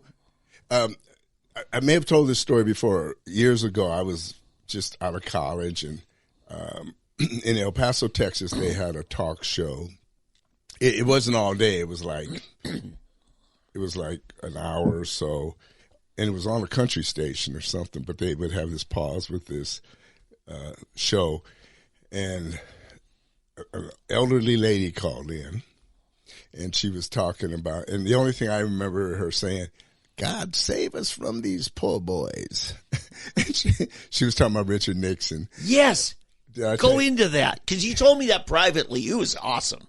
Yeah, and she said, we don't want poor boys as president because poor boys will rob us blind. Mm-hmm. What you want is guys that have money that don't need money because they then can worry about the rest of the nation, the concerns of the country, not about enriching themselves. Yeah. And never have we seen a greater example than Bill Clinton, Barack Obama, and Joe Biden. Yes. These are three crooks. Yeah. Three criminals. I can't say it any more plainly. No, that have enriched themselves, become wealthy through the office, and enriched everybody around them. Eddie, the people who create wealth get shaken down by those kinds of people. Right. And that's, to me, that's really all they are. They're shakedowns. But I'll never forget that. God save us from these poor boys. Yeah. And that's exactly what it is. Yep. And if you look at the net, what do you call it? The net income, or not net income, what was it called? The wealth of Clinton, Obama, and Biden before becoming president, in Biden's case, vice president, and what it is after. Well, no, I mean, it's unbelievable. Hillary made a lot of money in cattle futures. Yeah, but those of you who know how corrupt that was. Well, yeah, as governor of Arkansas. It was a payout every time that the futures went up. Her handlers put the money in her account. Every time they went down and losing money, they took the hit. It was laundering graft. Right. But still, the time as president, Clinton's cleaned up. Yeah. And even afterwards, I mean, it didn't stop. Yeah. Even the Obamas. You know, when Obama went into office, their net worth, that's the word I was trying to say. Their net worth was $1.2 million. Yeah. When when he went in as senator, it was like $125,000. Oh, jeez. Yeah. I think he still owed student loans at that time. It could be, but to the point where he is now worth around $1 billion. Yeah. So, it just shows you. It just shows you. When Reagan left office, the first gig he did was a speech in Japan that paid him $1 million. But that was Japan. He was no longer in government. He was a private citizen. Do it. Yeah. I don't have a problem with that. Right. So anyway, we got a lot of other things. Oh, yeah. Man, I almost forgot. Hey, the big news is, there's a lot of big news. This is a huge week. Yeah, but one is Tucker. Yes. Tucker Carlson, his interview with Vladimir. Mm-hmm. Have you watched the whole thing? Most of it. Okay. Yeah, I did. The thing that I was really, really most taken by was just how laid back the whole thing was. Yeah. It was like I'd be on the verge of peeing in my pants the whole time I was sitting there because I would be afraid to ask him questions. From what we hear about Putin, you almost think that, I'm looking around the whole time, okay, where's the poison gas? Where's the guys with guns aimed at me or whatever? But it wasn't like that. Putin was like kind of almost leaning in his chair. He was relaxed. Tucker was there relaxed. And Tucker didn't hold back. Tucker asked pretty straight on, direct questions. And Putin came back. He says, is this going to be an interview or are we going to talk? I like that. It was just like, whoa, these guys are going back and forth. So much that they joked with each other. I know. And so that's the thing that stood out. Yeah. When he said, who blew up the Nord Stream pipeline? And he said, how do we know you didn't do it, Tucker? Yeah. And, it was just a really strange, different. It was more relaxed than I expected it. I was impressed by a number of things about not Putin's position but how well studied he was. He even brought out. He says, "Yeah, Tucker, I know you tried to get in the CIA. They didn't accept you." He knew that much. Yeah. So. Yeah. Putin came prepared for this. The other thing, nobody's really talked about this. You remember the whole issue with Ukraine back in 2014? There was a Ukrainian leader who was poisoned. Mm-hmm. And he survived. But for over a year, his skin was very gray. Right. Did you see Putin's face? Very gray skin. I don't know, because remember they said a year ago his health is not good. Yeah, they thought that he was going to die. I'm wondering if he didn't survive a poisoning. Oh, I don't know. Because you've had coup attempts. The Wagner Group, he ended up killing the head of the Wagner Group. Yeah. That turned into a coup showdown thing. And, Putin survived. Did you see, what's his name? What's the guy with the bad hair that was the Prime Minister of England? Just an idiot. The guy never. Oh, Boris Johnson. A joke. The guy never should have been president. He's the only guy that makes our president look good. Seriously. But he was talking about that Tucker should not be allowed to enter into any NATO country. They should take his passport away and not allow him. Stupid stuff like that. Come on, Boris. I don't know what Boris's agenda is. Well, Boris is probably getting paid himself over there by somebody. And John Bolton was very critical. Yeah. Said this should not be allowed to happen. Yeah. Why? What you're dealing with is propagandists. That they're the same people that want to jam radio signals of the Voice of America. It's that mindset, but they're on our side. Yeah. They don't want full disclosure. They want to be able to tell us who Boris or Vladimir Putin is. Right. Instead of Vladimir telling us himself. Right.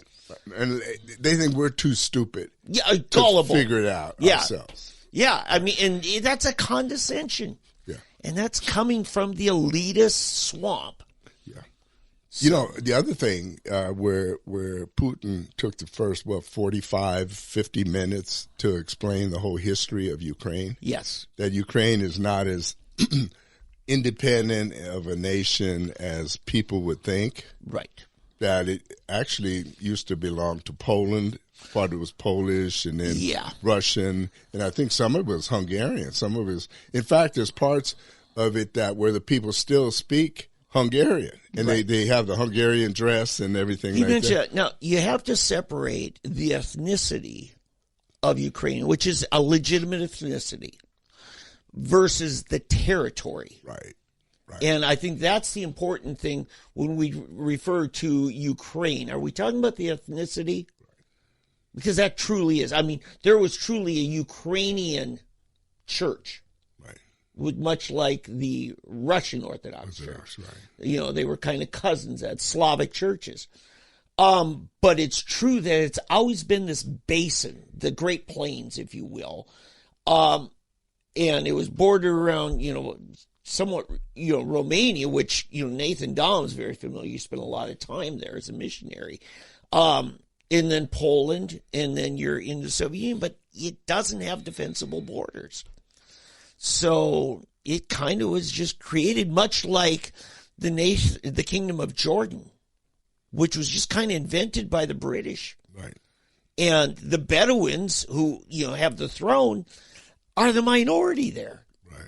The Palestinians are the majority of Jordan. But yet they're with no power. Right. Which is funny because if the Palestinians really had a right to any place, it would be Jordan. Mm-hmm. But nobody wants to mention that. That's exactly. Right. Now you're getting into very inconvenient truths, Eddie. Yeah, exactly. But so it's like the old basis of the Germanic wars, with even World War I and II, which was Germany, Austria, Hungary, and Poland. Mm-hmm. Czechoslovakia in particular. How much of Czechoslovakia was actually German? Because that was the border kept moving back and forth. Sure. It was Czech one time when it was German. Yeah. And part of Poland was Germany, but no, It was Polish. And then France, the Alsace-Lorraine, that whole area there, one part, it was German. And in fact, if you go there now around Metz, that whole northern part of France, they all speak German. Yeah.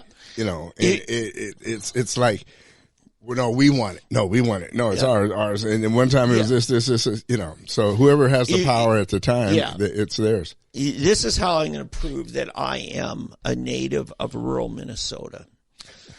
Is that the ethnicities in the jokes in the hierarchy? Do we tell Swedish jokes or do we tell Polish jokes? And my dad's mother, her family came from an area that we always referred to as Germany, but we find out, no, historically it was Poland. And so finally my dad tells me I'm part Polish, and I just had an absolute identity crisis. I can't be Polish. They're beneath me. Well, don't feel too good or too bad, because if you go to Holland, Belgians are worse than Poles. Yeah, In fact, the funniest one I ever saw, you can buy a Belgian teacup. Mm-hmm. And the difference in a regular teacup and a Belgian teacup, the handle is on the inside. I knew this was coming. I've heard that one before. No, you don't have to hear it. They actually have a cup, which is a Belgian teacup, where the handle is on the inside of the cup. Anyway, but I had to see, down here in Oklahoma, we just tell Arkansas jokes. Right, yeah. And, or even what I did to Wayne, he said to me, move to Kansas. I'm sorry. But, it's really the sign of insecurity when you got to find some other ethnicity to put down that you think you can make yourself feel better by putting somebody else down. That's ungodly. See, there is the basis for racial hatred or racial animosity or tribal. This is what but that's what I'm saying. racial animosity is nothing more than tribal. That's what I talk about in my book here that I haven't held up in 2 weeks. Yeah, you go. 2 whole weeks. Buy the book.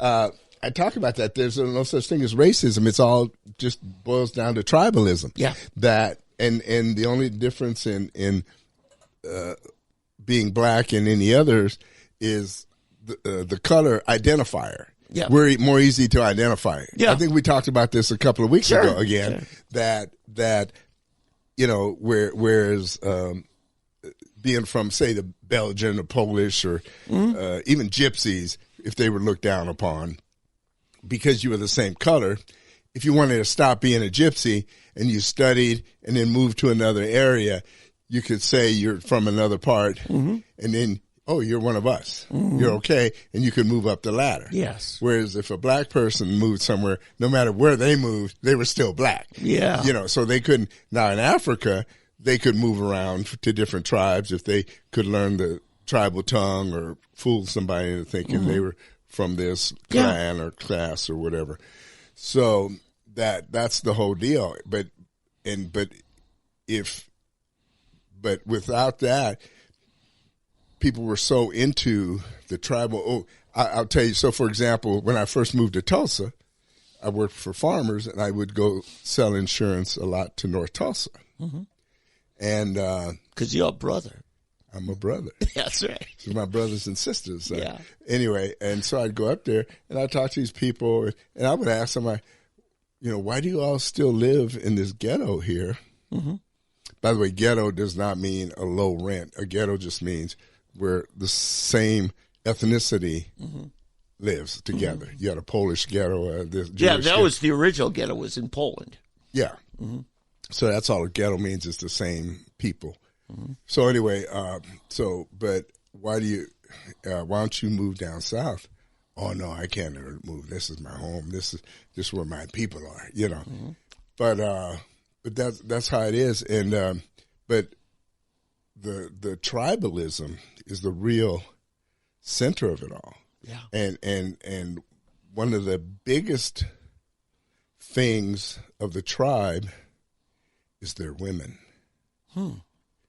And don't mess with our women. Yeah. Yeah. Right? The gang wars, Absolutely. the gang wars, in Scotland, Ireland, hey, the McTavishes are looking at the McClintock's women over here. You can't be messing with the McClintock's women. The McClintocks will kill you for over messing with their women. Oh, and you know who actually plays it up and stokes it? The women do. If they don't feel like they're appreciated enough, they'll go flirt with somebody from the next town. Evil woman. Yeah. No, but yeah, you're right. But what I'm saying, we're getting sociological here, people. This is what we're trying to say. But we're a long way from Vladimir Putin. But to bring it back to Putin and his interview with Tucker, it was a good interview. It's like 2 hours and 2.5 hours, something like that. It's long. It's a long one, but really, it's a good interview. And Tucker, boy, he's the man. I'll tell you, he really did a good job. What I like about Tucker, he goes about his business. He's not intimidated by anybody, what they say about him, what they threaten him with, or anything, And Fox News actually ended up playing his whole interview on their channel. Burn! And they call him commentator. Tucker Carlson. Boy, I think they know they screwed up when they got rid of Of course they did. When they got rid of Tucker. Yeah. They had the biggest game in town. They set him free. Yeah, they set him free. They never should have done that. They had him on a leash. They would have still been the king of the mountain. Yeah, now, this is a good segue here because I think there's more to be said, and it ties into the Middle East. I had a lot of talks this week, back and forth. My oldest son, who's really disturbed. I think in his mind, Israel has lost a lot of their goodwill because we are over 3 months into what should have been maybe a 10-day cleanup in Gaza. if you're really just going after the terrorists. The concern is the civilian suffering and the mounting casualties from that. And he hasn't seen accommodations for that. But I think my criticism isn't just with the Knesset and with the Prime Minister. It's also with the American clergy. I'm really bothered that we aren't putting the Christians, both in Israel and Palestine, as our first lines as American Christians.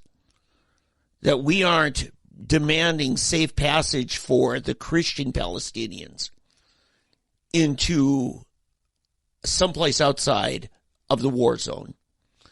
That we're still raising money. I'm talking to you, Mike Huckster, for a bunch of World War II concentration camps, Holocaust survivors, he calls them, if there are any, that are still getting assistance from, when the Holocaust that's going on right now for the Christians trapped in Gaza, nobody's doing anything. I'm saying Franklin Graham should have led an entourage demanding it. And I'm seeing nothing. So there's my rant. Yeah. So, okay, to the original discussion, you and your son, he thinks that Israel's lost goodwill because they're taking too long. Yes. As a result, let's be gracious and assume, and my son won't do this at this point, but I will say that maybe they don't intend for civilians to suffer in this. Okay? But their actions by prolonging this, dragging it out, has magnified multiple times over the civilian suffering. Oh, I see what you're saying. The starvations, the dehydrations. So basically, Israel has allowed Hamas to dictate the outcome. In other words, in other words, by not going in and just going through and clearing out house to house, I'll give you an example. In Germany, after World War II, the Americans gave them 6 days. We said, you got 6 days. We want every weapon, knives over 3 inches long, guns, hatchets, anything that can do harm. We want it out on the streets. We're going house to house. If we find anything, you will be shot. Okay. And they went through. If anybody didn't listen, they pulled them out. Boom. They shot them. They moved on. Whoa. They moved on. They moved on. But that's how we cleared Germany. Wow. And yeah, that sounds like a war crime by today's standards. Well, yeah, but that's the difference in today and then. But that's how we end up in situations like Israel is in. See, I don't blame Israel necessarily. I blame the UN. And I think, be honest with you, I think the UN has outlived its usefulness because the UN has now been weaponized against the free nations and has been overrun and overtaken by the Islamic and the imperialistic nations. Yeah. And you can't do it that way. We cannot. Israel has become just like America. They're too worried about what the rest of the world. They used to not be that way. What I'm saying here is we don't really know if Israeli Defense Forces have not cleaned up because it's that big of an enemy, or they're just saying, well, we just haven't finished because is this an intended cost that they're putting on the civilian population for housing them, for not overthrowing Hamas for 15 years. You know, we don't know this, and we're not getting a lot of clarity. Right. And I'm just saying there's a lot of people who are beginning to be, call them conspiracy theorists, whatever you want, saying this is starting to stink. This should have been pretty quick. Gaza's not that big. Israel's not that big. 30 years ago, it would have been quick. Yeah, Gaza is smaller than Tulsa County. I know. By a lot. What I'm saying is 30 years ago, it would have been quick. They would have run in and just blown up everything. Yeah, look what they got in the 6-day war. Yeah, they'd have just blown it all up. And if you got killed, they'd have told them. And this is what they originally did, remember? They said, you've got, 3 days to get out of town, Mm-hmm. otherwise we're coming through. And then people, oh, no, you can't do that. That's unfair. The people, they can't get out that quickly. But where could they go? Go to Egypt. No, Egypt shut the borders, guns drawn, everything. Say, you're not coming here. In Jordan, too? Yes. So nobody else. Now, keep in mind, the only place they could go is swim in the Mediterranean or go to Egypt because they're landlocked by Israel. Israel said, you're not coming here. Oh, no, I know. Israel wasn't letting them in. So Egypt and Jordan wouldn't let them in. How do they get to Jordan? There's no way. Because there's no airports. No, by land. They have to go through Israel to do that. No. Yes. No, Gaza, Jordan goes all the way down there, and Egypt is at the south. Gaza is wrapped on 3 sides by Israel. Well, actually, they go up to the Sinai, which is Egypt, and they're right along the Mediterranean. That's different from the West Bank. West Bank is up against Jordan, but this was Gaza. Okay, I thought Jordan went all the way around, and they could go to there. So Egypt wasn't letting any of them in. Yeah, Egypt now owns basically all the Sinai. Someone should have said that, if the world cared, the world should have said, create a corridor for these people to go through. Yeah. Otherwise, people are now starting to ask these questions. But that's what I'm saying. Otherwise, they die. Yeah. Call their bluff. And then it's Egypt's fault. Egypt, you had your opportunity. You could have saved all these people. It's not Israel's fault. It's your fault. But we're getting them out of the way. We're killing every man, woman, and child unless you let them out. I'm literally saying, as God said to Cain, the blood of Abel cries out to me from the ground. These are dead people that aren't even necessarily friends of Hamas, much less being Hamas. Right. These are little kids who, their parents love them as much as the little babies that got slaughtered by Hamas. But David, in Jericho, was everyone evil in Jericho? I agree.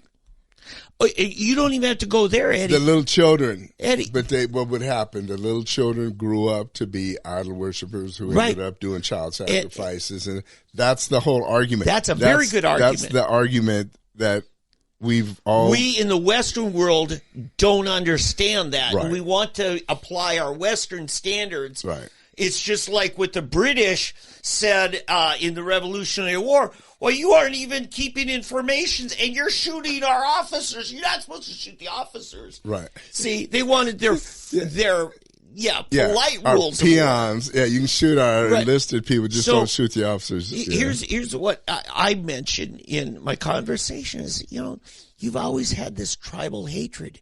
It's not just for decades. It's not just for centuries. It's for millennia. You look at what went on in Afghanistan. Remember, Afghanistan tribes have been fighting each other for centuries. Mm-hmm. We got rid of the Taliban by arming the Northern Alliance, who then started fighting with each other. Mm-hmm. It's tribalism. You look at, my other son spent time over in the Caucasus, where every 10 miles you go, it's a different language. And this is in occupied Soviet Union for 70 years. And they're still speaking. You go to Africa. Yeah. Go Rwanda. Yeah. The Hutu and the Tutsi. Yeah, and this is that ethnicity issue where Ukraine is an ethnicity even if it doesn't have a territory. The Jews went for centuries with not a homeland, but they kept their ethnicity. The tribes here in Oklahoma, they want to hang on to their language, their customs, their ethnicity, all that thing. Even so though they can start fighting each other again. I'm just saying, tribalism has been a part of humanity since we left the Garden of Eden. Right. That's right. And, we can't selectively be outraged on this. But I'm just saying, we can't be cheerleaders necessarily for an Israeli government all the time. No, I agree. But at the same time, we can't go against them all the time either, which is what's happening. This is the thing. I say just stay out of it. Yeah. Let them do what they want to do. Well, I'm just saying this as a reality that is starting to foment and build and is becoming a louder voice here in America. And I've always... Well, listen to, as Christians, as biblical, Bible-believing Christians, you either believe that the Jews are God's chosen or you don't. I believe they're one of God's chosen. Well, I don't see anywhere where it said that he amended that. Every epistle, we are the grafted in. Grafted into what? The Abraham seed. Exactly. But did he ever say that seed? In other words, if we're grafted in, that means his seed is still his chosen, right? The righteous, yes. And Abraham obviously received a promise, but he's not the only one God made a covenant with. We're not talking about the only one, but his seed is still his chosen. And then Paul said, what difference does circumcision make if you're not of faith, if you don't believe?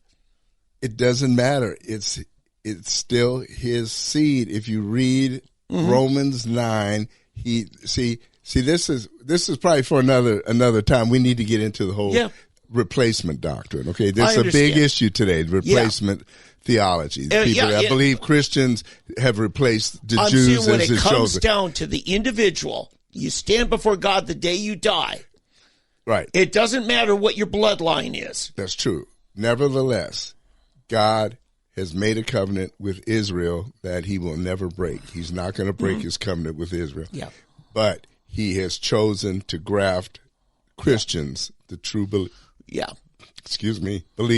into that tree. Okay? Yeah. Now, it has to be those who truly believing Jews, okay? Faithful, believing Jews. It's not saying just circumcision isn't going to save you. Right. Just because you had a moil come along and do the deed isn't going to save you. But there are Jews who are Bible-believing Jews, and I believe that one day they will see. They will. Oh, absolutely. But Christians that are grafted in to the faith. So when I'm saying God still has a covenant with his people, okay? And therefore, I believe that that's why he still comes to save them. And I believe that Armageddon is still going to happen there, and it's going to happen on behalf of the Jews. I agree. And Jesus is going to come back for the Jews. Yeah, there are clear promises that are very much tied to that bloodline. That's what, and as the world stops believing that, it draws closer and closer to that day. Yeah, and I will say there are a lot of Messianic Jews in Israel, and they are being persecuted by the Hasidics terribly. Yeah, and I believe CBN you're going to get more, and it's going to grow. And I stand with them as I stand with the Palestinian Christians, the Armenian Christians, the believers, the salt of the earth from all the tribes. I do too. Yeah, I do too. And so that's why I don't cheerlead for this government or that government. I cheerlead for my brothers and sisters in Christ first. Okay. Yeah. Okay. Yeah. And I'm not cheerleading for anyone. Yeah. I mean, I'm not cheerleading for anyone. Yeah. I don't want to see war and suffering and people dying and being killed. I don't care who it is. I just don't want to see evil prevail. Yeah. And Hamas, Hezbollah, Iran,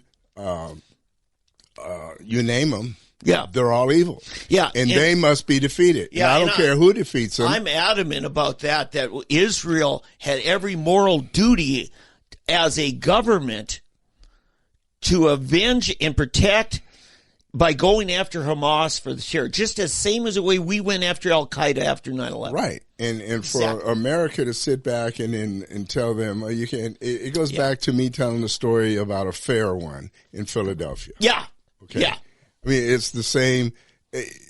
It's just funny how simple it is. Yeah. And until you've actually experienced, that's the problem with America. We're too far from living in Europe, too, Western Europe. We're too far from having to live with any danger, with any real peril. Right. We're too far from to know what it means to have to be ready to deal with it. Yeah. And it's going to come upon us, and we're going to have to be ready. And at that point, you're going to have to throw out all your rules. Yeah. Because your rules aren't going to matter. I agree. We're blind very much to a lot of the realities unless you live there. When you realize that Israel is way smaller than the state of Oklahoma, and every square inch of land is a precious fought over thing and has been for millennia. And who really needs the wake-up call is Black America.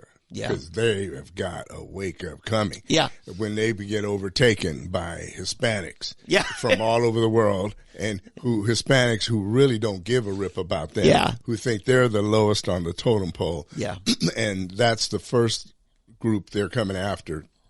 That's when the wake-up call goes in. Hey. We don't care about your Martin Luther King. We don't care about your, what's her name?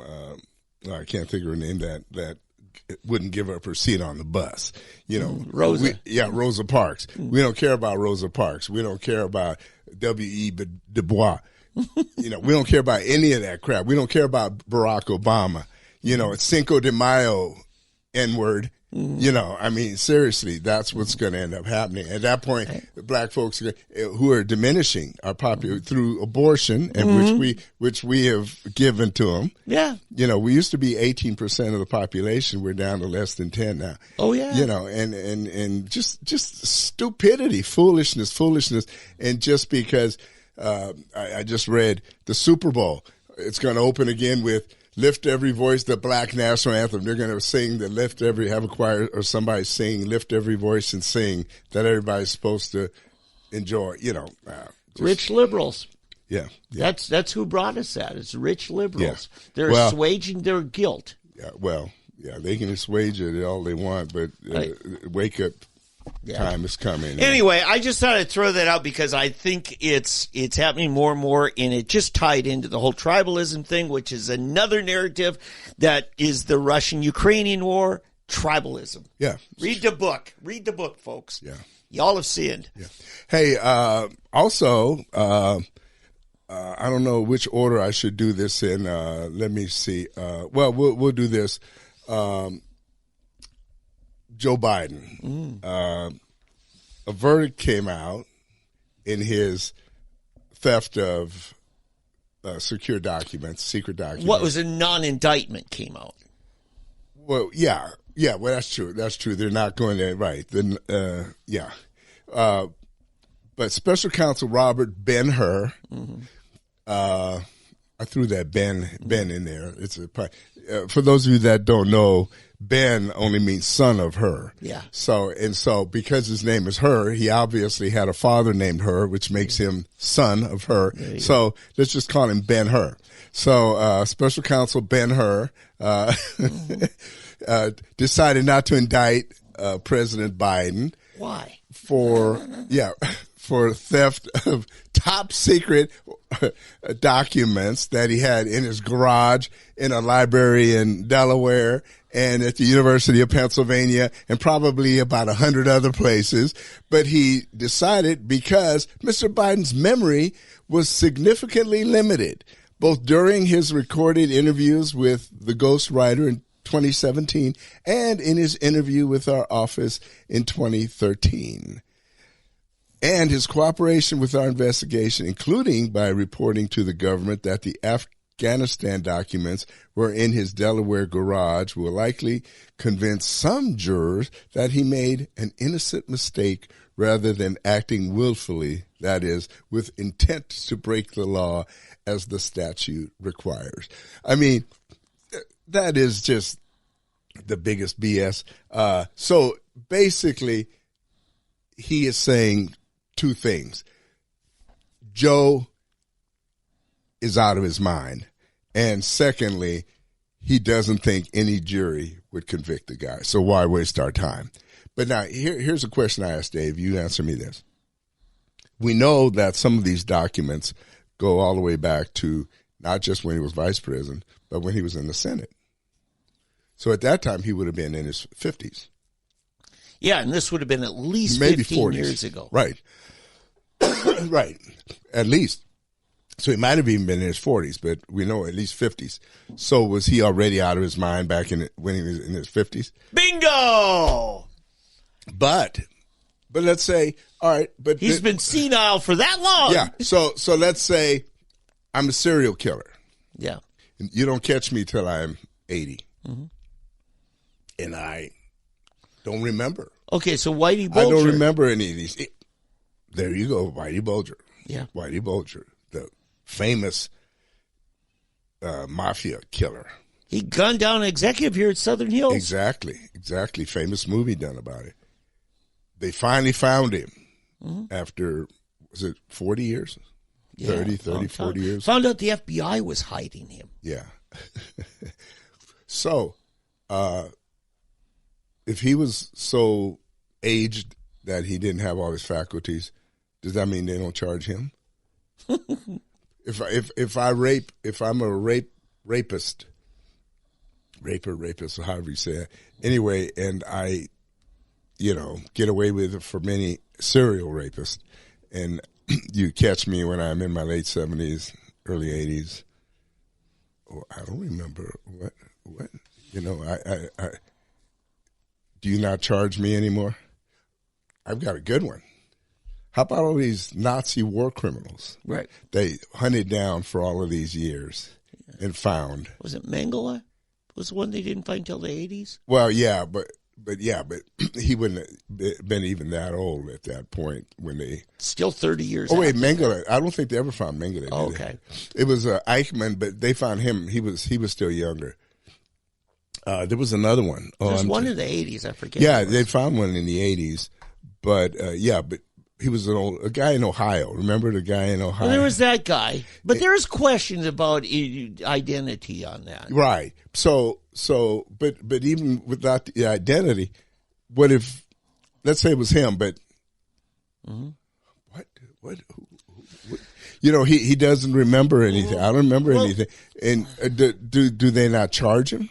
Well, can I clarify something? Because Please. There is a proper procedure, and it does involve an indictment, arrest, a conviction, a sentencing, and then, and only after the sentence, is it because you've got to put the record. If he's guilty of it, that's separate from is his current condition warrant incarceration. Take Gene Stipe, for instance. Powerful senator, corrupt as can be. They eventually put him in prison. He ended up dying in a mental hospital. Okay. They never let him out.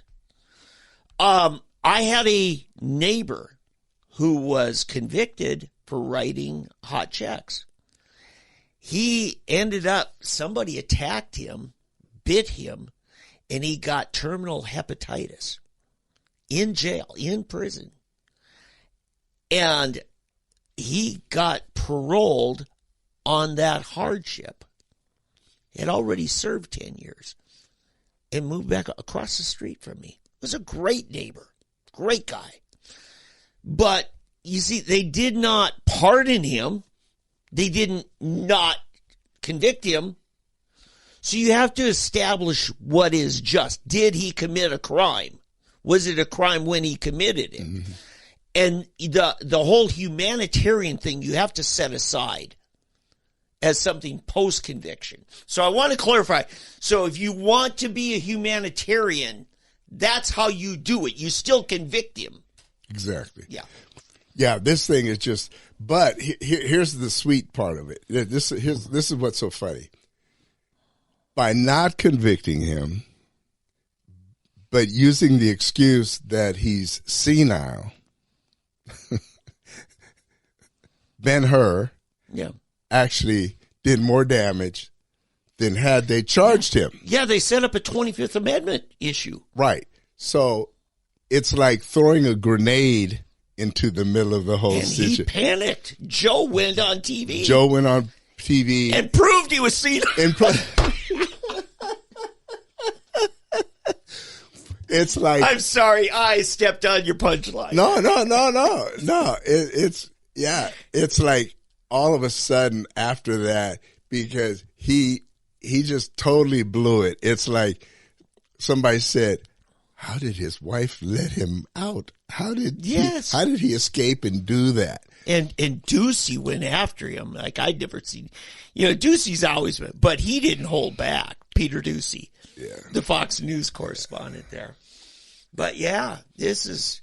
It's gotten crazy. So, and this is all in the last 48 hours. Yeah, this is. And now I'm hearing people say, Democrats, we don't have anyone to replace him. Oh, yes, they do. Well, but they're acting like they don't. Yeah. So here comes Michelle. Yeah. So either they're lying or maybe Michelle is saying, I'm not interested anymore. Yeah. I know. As I brought up back in 2022. Yes. You've been saying this a long time. It's becoming more and more likely every day. I'm pretty. In fact, it was on the cover of Fox News Online today about Michelle. I'm thinking they're going to wait until the difference I have in the book that came out in 2022. In the book, the writer said she was following the pattern that Barack had, that she was going to start picking up delegates in January and start campaigning and so forth. I think what you're going to see, she'll do a PR thing. She'll start appearing with Oprah. And she'll have a book. A book tour. Yeah, probably a book tour, yeah. Or like Hillary, a listening tour. Yeah. Like Hillary ever listens. So she'll be doing her appearances, this and this. And then come convention time, they'll spring it. Mm-hmm. And they'll probably have her as president and Gavin Newsom as vice president. Mm-hmm. And it's going to be Obama Newsom. Yeah, that's what I'm thinking. I think the only thing, before then you might see Hillary trying her best to get back, because she's already started. You saw her this last week try to come out of her hole. Yeah, and she's just as disgusting as she always. Well, if Hillary comes out, you got to ask her. So, how's Libya doing now that you've liberated it? Yeah, because it's a hellhole. Yeah, it's horrible. It was much better under Gaddafi. Oh yeah. There's so many things they can use. But you take listen. It wasn't just Libya. The whole Arab Spring was coordinated through the CIA under Barack Obama. The Arab Spring was a CIA operation. How's Syria doing? How are any of these nations actually advancing? All of North Africa. Yes, for their people, for a better way of life, for free enterprise, for civil rights, for women's rights. It's a wake of destruction. I also got to say, it's the military-industrial complex that made money off of these things. Right? They're still making money. The only difference is they shifted towards the west or a little further north to Ukraine now. Okay. Mike Pence yesterday said we have to start bombing Iran. He has always been a military-industrial complex guy. And he opened his mouth. Now, I always expected out of Lindsey, out of John Bolton, but God, Pence is stepping in it. Yeah, he's done. Nobody's listening to Mike Pence anyway. Yeah. No. So, but these people are showing their true colors. Yeah. Yeah. It's sad to see that people like Pence he was so highly thought of. All he had to do is keep his mouth shut, play along. He could have wrote another 4 years as VP, and then in 4 years been president. The thing I'm glad to see is that DeSantis has backed off. That he stepped out. He's backing Trump, and I think people will forget the whole thing between him and Trump, and I think that in 4 years DeSantis can still come back and run for president. As things stand, it makes sense. A whole lot's going to happen. A lot can happen between now and then. Yeah. So I think just to wrap up on the whole scenario of Michelle Obama. Yeah. The big question for me is, are the Democrats going to actually let their delegates at the National Convention decide it? Or are they going to play the charade until afterwards and let the 168 members of the DNC, Democrat National Committee, the insiders, the 3 from each state, like Nathan Dahm, who sat here, is a member of the RNC. Are they going to do this as an inside game, or are they going to do it in front of national television at the convention? They're going to do whatever Barack tells them. Yeah. I think he's been calling the shots the whole time. Yeah. And it's not so much Barack. I'll tell you who's really the guy who I think is the Antichrist, to be honest with you, George Soros. I think Soros runs Barack, and then Barack runs, he's his little henchman that runs everything else. He's the puppet. Yeah. Wow. They're very much on the same page. Yeah. So you also wanted to talk about a mama that just got convicted of a school shooting that she never... Yeah, that's interesting. Yes, there was a school shooting. Michigan? Yeah. It happened, I think it was 2 years ago now. And the kid was psychotic. But what happened, the parents bought the gun for him and gave it to him. They bought it for him and gave it to him, AR-15. And the kid goes to school and kills his fellow student. No, they bought it for him much earlier. Oh, yeah. I mean, they didn't buy him that day, and then Right. You live in the country. Like I did. My dad say, hey, you just pass your firearms, go deer hunting with me. They got a good deal on a Savage 30-06. Yeah. At 12 years old, I had a much more powerful gun than an AR-15. Yeah. Oh, yeah. That's what's so funny about it is that the people don't know that there are more powerful weapons than an AR-15. Yeah, it's barely more than a 22. Right. Exactly. Yeah. That's basically it's a 22.3. A little bit more powerful. Yeah, 22.3. Yeah, and what makes it's the grain of the powder. It's got more power. Higher velocity is the only. Hardly any kick though. That's why they like it. I know.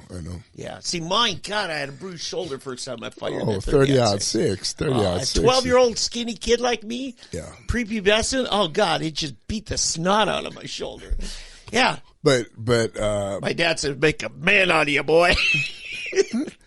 Well, plus the just how loud it is, you know. Oh, yeah. But so anyway, but the kid had issues anyway, and the parents knew it. The parents knew the kid had it. But here's the real rub for me with this whole deal. Okay, they've sentenced now the mother. They've sentenced her to jail time.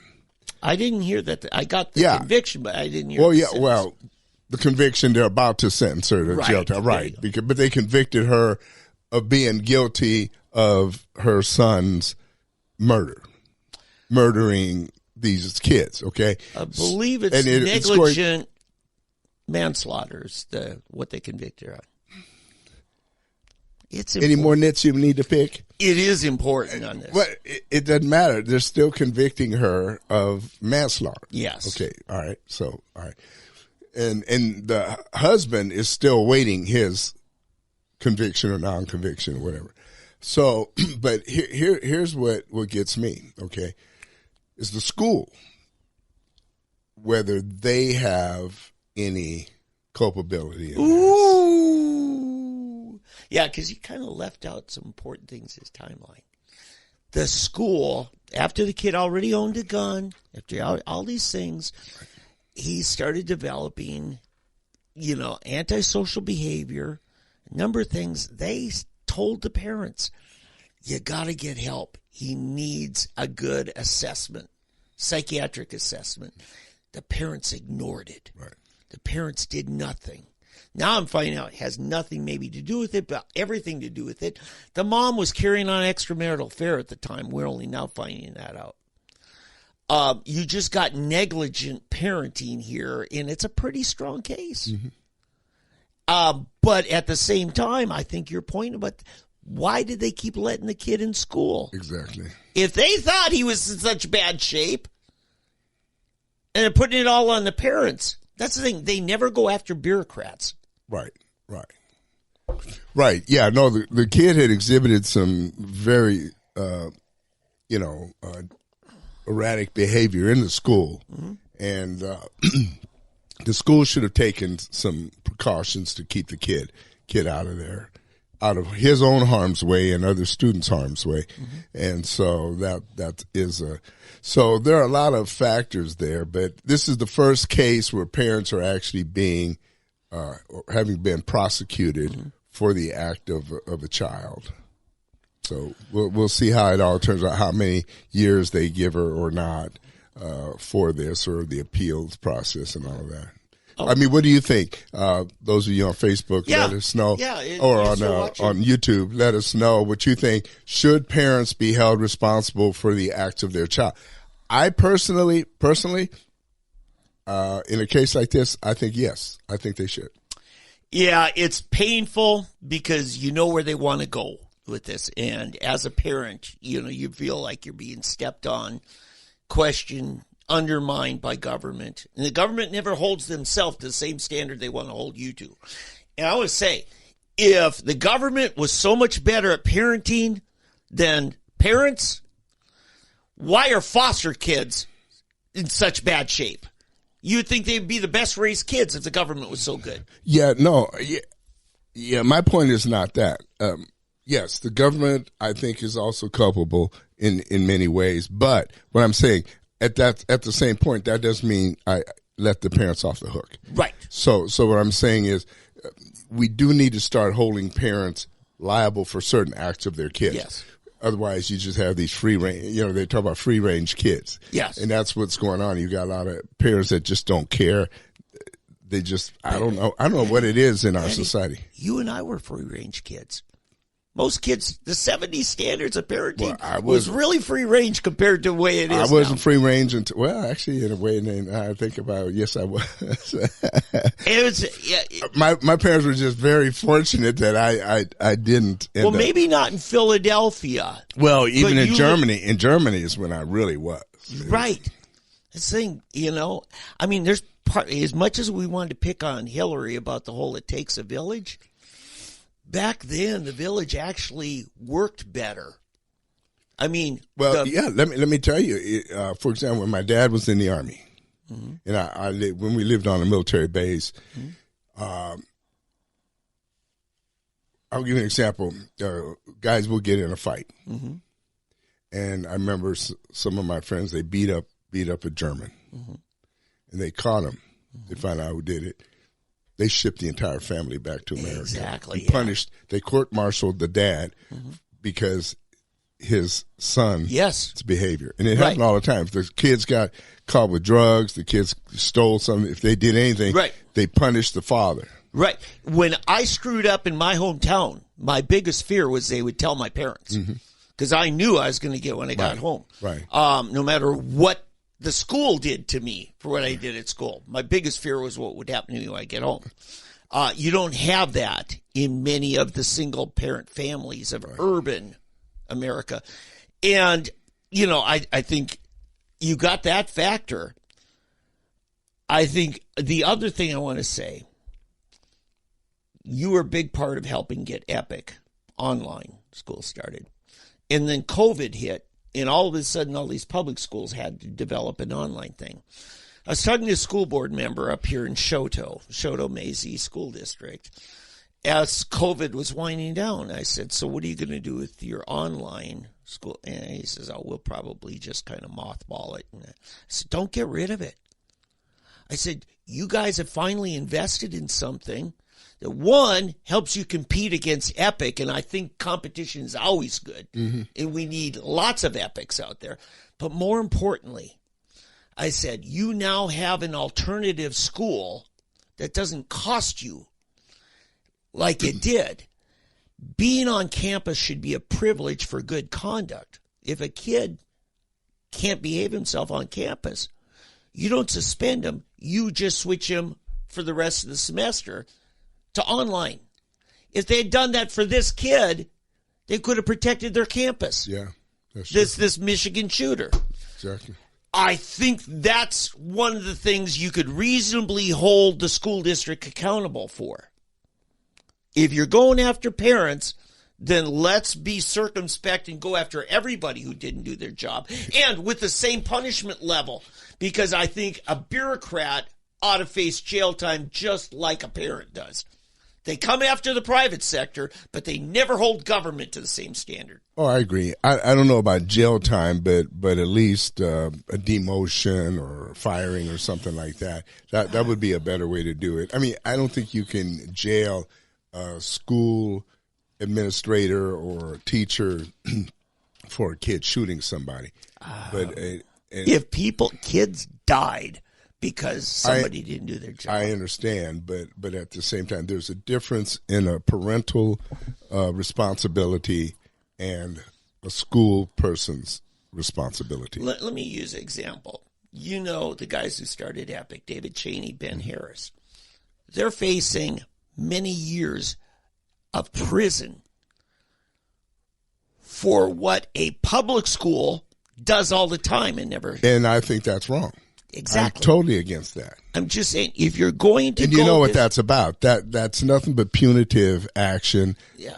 Because the school does not like the competition. That's all that right. is. You know what I'm saying? These were private sectors, school resource providers. They were contractors. Yeah. And what I'm saying is, they never go after the public sector, the government agencies, like they go after the private sector. Okay, but just because of one evil, don't bring in another one. Right. I just want parity. If people are negligent and kids died because of it. Mine is go where the fault lies, the greater fault lies, and let the punishment fit the crime. And in this case, the parents, you know. Yeah, Eddie, I'm speaking to a broader issue. You're right on this specific. Yeah. Oh, well, thank you. Yeah. And I agree with you. In a case, if they're going to do this to Cheney and Harris and Ben, then what's her name ought to be under the prison. Yeah. With the Deborah Gist, blonde hair, White Street. Yeah.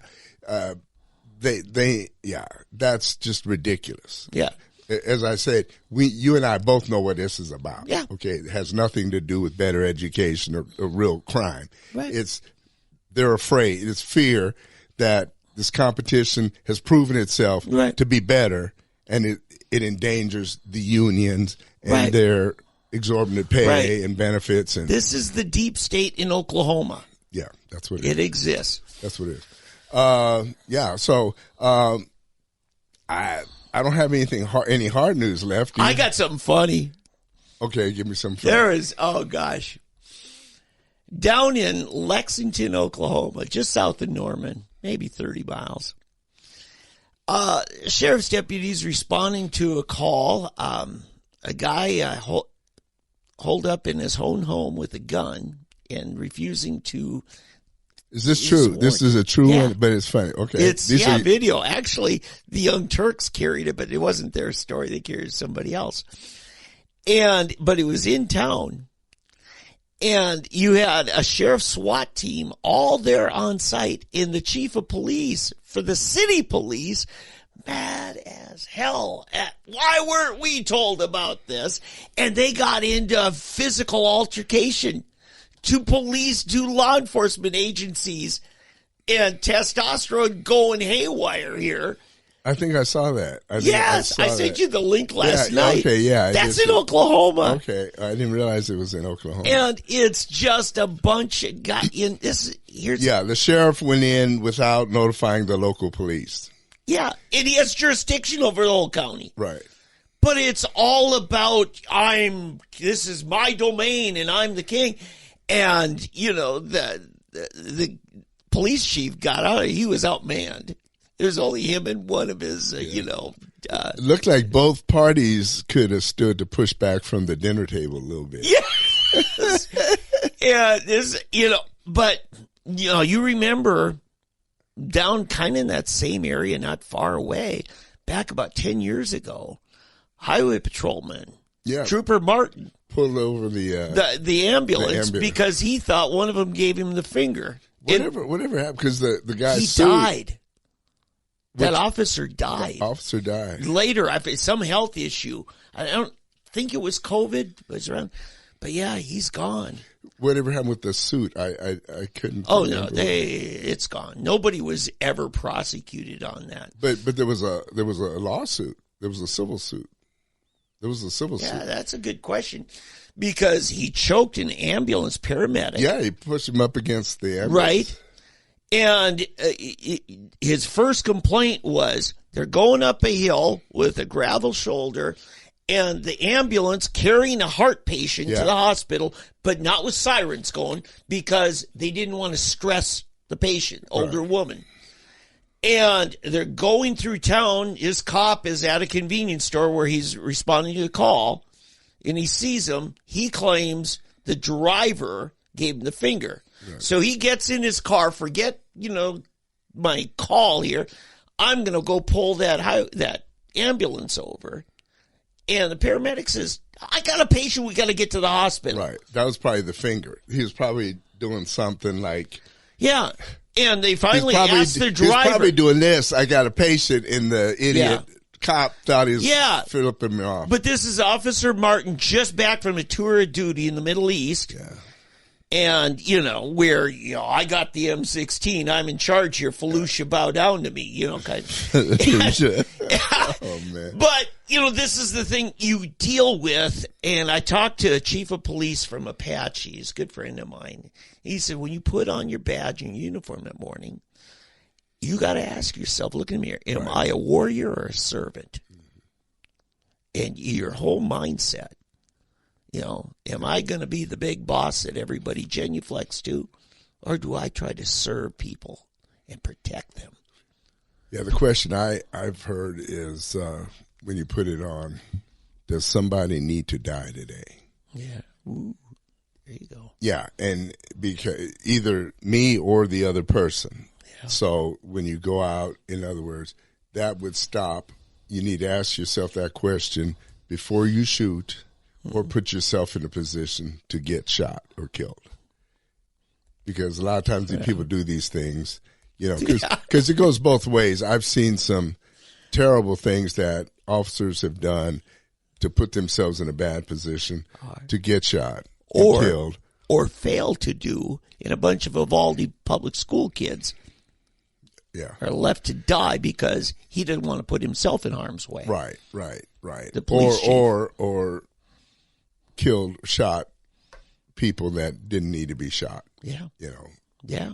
So for another discussion. Yeah. But anyway, folks, we got to get a hold of our law enforcement here and just, learn some tact. They're good cops. I tell you, Tulsa, I've run into both. I think I've told the story. I've had some really great interactions with cops. They're funny, the funniest ones. I think I told him when I was on Riverside and this car pulls out from a side street and just going slow, and it was a Chevy, Malibu, and I thought it was some elderly person and just got in my way and was going slow, and I was there. So I zoom around him and shoot by him and cut back in front of him. I don't have my seatbelt on. Next thing I know, whoop, whoop. I didn't see that there were hidden lights. I'm saying, nah, that's just wrong. You shouldn't do that. So I try to slowly edged my seatbelt on it. I've never done that. Yeah. And the voice says, "Nice try, buddy. Nice try. You got to have that on before I stop you." You know? Yeah. And I start laughing, and he's laughing, and you know, and you know, me and this guy, and we're just, you know, what in the heck are you thinking? He said, "Man, you're in camouflage, you know. Yeah. I didn't know you were a cop, yeah. you know. I thought you're some old man, you know." And he's laughing, I'm laughing, and I mean, you know, just the nicest cop. He wasn't mean or anything, and he was cracking up while he's doing this, you know. Mm-hmm. And so he said, "Oh boy," he said, "I'm gonna have to give you the ticket." I said, I know." He said, "So here," and he gave me this no seatbelt ticket, and which, I mean, at that time it's like, I was like $5 or some. For a long time, it was $20. Well, I don't remember this time. No, seriously, this was like, whatever he gave me was a $5 ticket. It was a super cheap ticket. And, you know, and I mean, we're talking, this is like 20 years ago or something, you know, but, and I've had others, you know, where at one time, you know, there were 5, I didn't have any. Remember, we had inspections, you used to do. Yeah. I didn't have an inspection sticker. My insurance had been expired. No, it wasn't expired, but the card I had was expired. I didn't have my license on me. Yeah. It was like, I had like 5 things wrong, and the cop stopped me, and then there was another cop, an older one, who was on the one cop, the younger one with me. He got mad at the old. He said, "Yeah, I got this. Just go on." I mean, he just yelled at the guy, told him to leave him alone and send him on his way. And in the end, the guy told me to just, he said, "I'm going to write you a ticket for no insurance, or you can go down and show them you have the insurance, and they'll throw it out." Yeah. But he let me go by. But anyway, he just started dying laughing because, "Oh yeah, I've got it." And then I looked and my insurance card was expired. And you're an insurance man. Yeah, and I'm an insurance. Yeah, because it said Eddie Huff. It's an Eddie Huff insurance. And so cop is just cracking up, you know. So anyway, and you get to write your own cards, and you still didn't do it. And so he was just dying laughing. So I got to tell you, but he was just so nice, you know. In the highway, but I'll tell you, the nicest ones are the Oklahoma Highway Patrol. Yeah, tell us why. I don't know, because they're out in the middle of nowhere, and they don't get to call backup. And they got to not escalate a situation. Yeah. To me, that would be the scariest. The guy, especially way out, you know, west in the Panhandle. They don't do frivolous stops. 50 miles from anywhere. Yes. I mean, you talk about dangerous. Yes. Wow. Yes. And out the country folks often have a shotgun behind the seat of the pickup. Right. You know, but I got to say, I got stopped one time. I was dealing with some real big stress issues, and I come up to this intersection. It's backed up, and I got to make a left turn. And, I mean, they had lanes closed. I make the left turn, and bam, a sheriff's deputy pulls it. He says, "Did you not see that no left turn sign up there? He says, this is a construction zone, and we just had to just not do because it was backing up traffic." So, oh, no. I said, "I'm sorry." I said, "I'm dealing with family matters, some health issues." And he said, "Were you wearing your seatbelt?" And I go, sound like me. No, I wasn't. He said, "Well, I'm going to write you the ticket for no seatbelt. Because you were honest about that. I knew you weren't wearing a seatbelt. Because you were honest, I'm going to ignore the no left turn violation, which is a much bigger ticket. Yeah. And this one will cost you. This was in 2008. It was $20. Yeah. Because I was honest. Well, and you know, insurance-wise, see, a no seatbelt doesn't up your insurance. Yeah. Because it's not a moving violation. Right. We consider that. So it's funny how those work. But yeah, and even in I was going to D.C. one time. I went from West Virginia into Virginia and didn't realize. And the speed limit dropped 10 miles an hour. From 75 to 60, I'm sorry, from 70 to 65, it was 5 miles. So I was doing just above 70. And so I think I might have told this story, but anyway, the guy stops me, you know, but he let me go. You know, and I had a Coast Guard Academy sticker. There you go. So over there, Coast Guard means something. Over here in Oklahoma, West Virginia? in Virginia. Oh, okay. I mean, it was Virginia, and I had moved over. No, Maryland. I moved into Maryland from West Virginia. But it was interesting that how they were, you know, he saw that, but I mean, just in general, highway patrols. I told the story about it in Holland, how the Rijkspolitie, which they call the Kingdom, the Kingdom Police, big old, 6'5" guys wearing these suits, look like they're astronauts, they scare you to death. I mean, seriously, and they're carrying Uzis, over their shoulders and driving Porsches. Look like Dolph Lundgren, kind of, Rocky V. Yeah, kind of, but you can't really see that because they got helmets on. Oh God, yeah, stormtroopers. Yeah, more like stormtrooper, but all leather. But the coats are these long things that flare out. Oh wow! And it's all leather, and these boots that go above their knees. They come all the way up mid. Are these motorcycle cops? Well, they got some on motorcycle, but the others are in these Porsche Targas with the tops out. Oh, okay. And they're flying down the freeways, but just scare you to death. And then they stoop down and lean on your window like this and look in. Oh, Doc, I'm in here. Yeah. Hello, sir. How are you? Yeah. And I'm fine.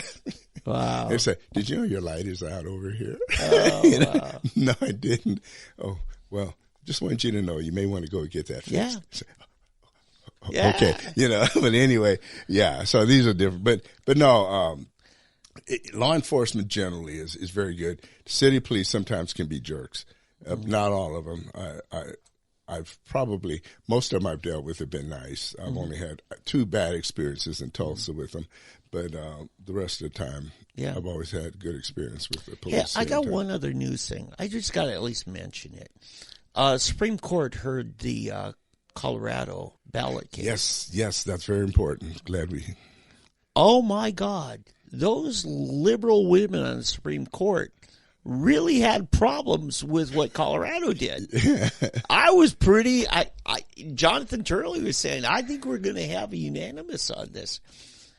It was basically, and they were going at it more from, this should be something resolved at the national level, not at the state level. See, they were anti-states' rights. So they were coming at it from a completely different thing than you and I would go at it from. Right.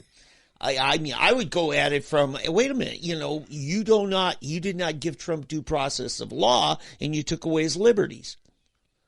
And they don't see it as a constitutional right to be a candidate for office.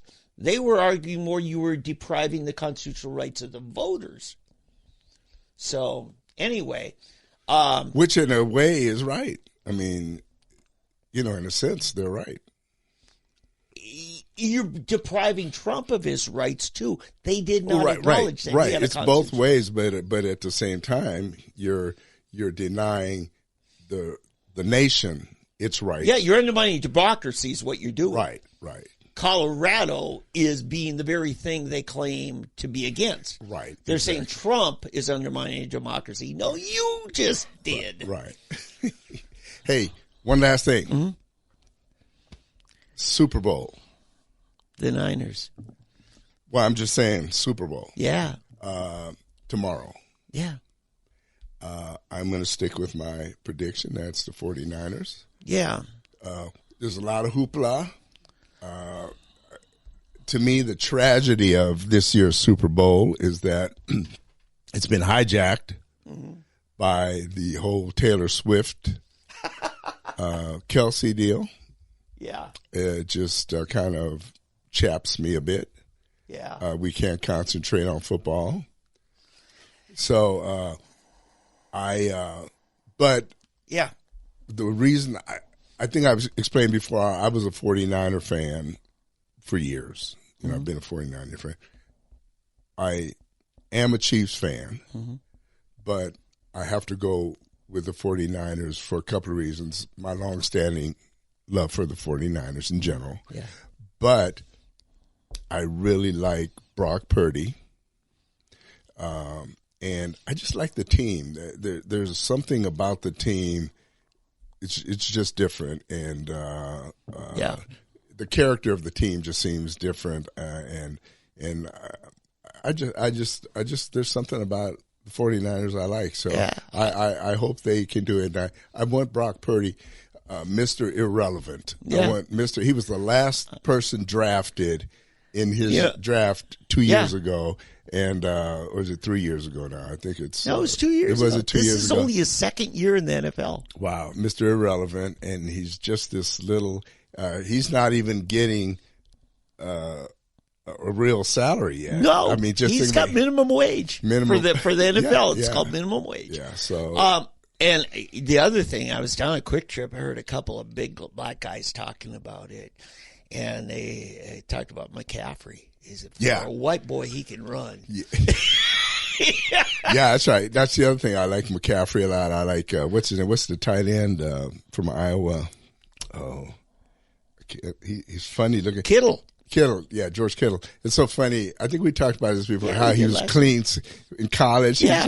There was a picture they showed, and you would never recognize. He's an Iowa farm boy. Yeah, just clean cut guy. And now he's just this scruffy looking, almost homeless looking guy. Oh yeah. Know? But he's got amazing personality. Scrappy. Yeah, they're just scrappy, tough. Mm-hmm. So so I'm for the underdog. They were favored for a while, but now the Chiefs are the most favored. But yeah, so I gotta say a few things on that. What's confusing to me, it's just like something's not right here.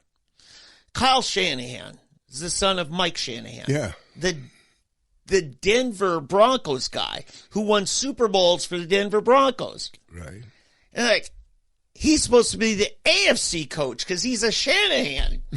And Mike Reed, who is forever with the Eagles, and he was with other. He's not supposed to be AFC. He's an NFC guy. That's how I got to know him as a personality, as a guy in the game of football. So it's kind of role reversals for me. Yeah.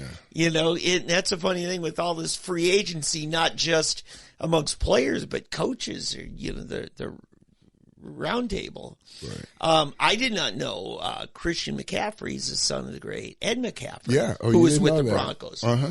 Yeah. I remember that career-ending hit Ed took where he's jumping there, his leg, and somebody hits him, and his shin turns laterally 90 degrees in midair just from a hit in midair. It was like, God, you cannot unsee that. That was like 20 years ago.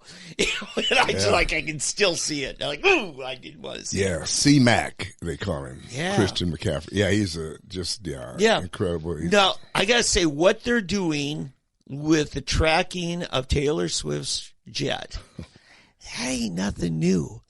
Do you know who I first heard doing it? Yeah, with the mayor. KFAQ. Yeah. It was a Chris Medlock show. Michael Bates would call in and said, here's where her plane is today. Because she was flying around, hoping to pitch different arena ideas and baseball park ideas.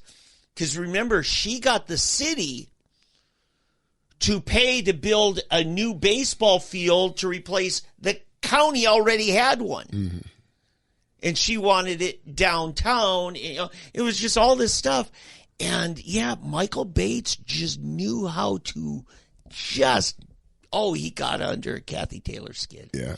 And it's all public knowledge. It's FAA has to make it public. Well, you heard the latest. She sold that plane. Oh! That plane is gone. Well, there you go. Just get a charter. Because first she tried to sue the kid. Yeah. But I think she got so much flack for that. It made her look bad. So she just said, well, I'll sell it. So she sold that plane. I guess she has a new one and is keeping it under hat. So yeah. Well, just charter something. So she's in Japan tonight. She's singing in Japan tonight. But because they're like a day. Thank you. Yes. Ahead. She's already on the flight. She's probably on her way back. Yeah. So she'll be there, I'm sure, with her entourage.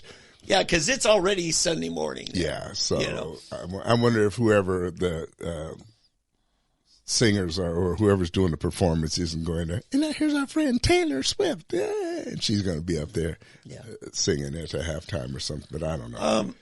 Yeah, and speaking of that, a tie-in segue, the guy who gave Taylor Swift her start. Oh, yeah, Toby Keith. From Moore, Oklahoma. Passed away.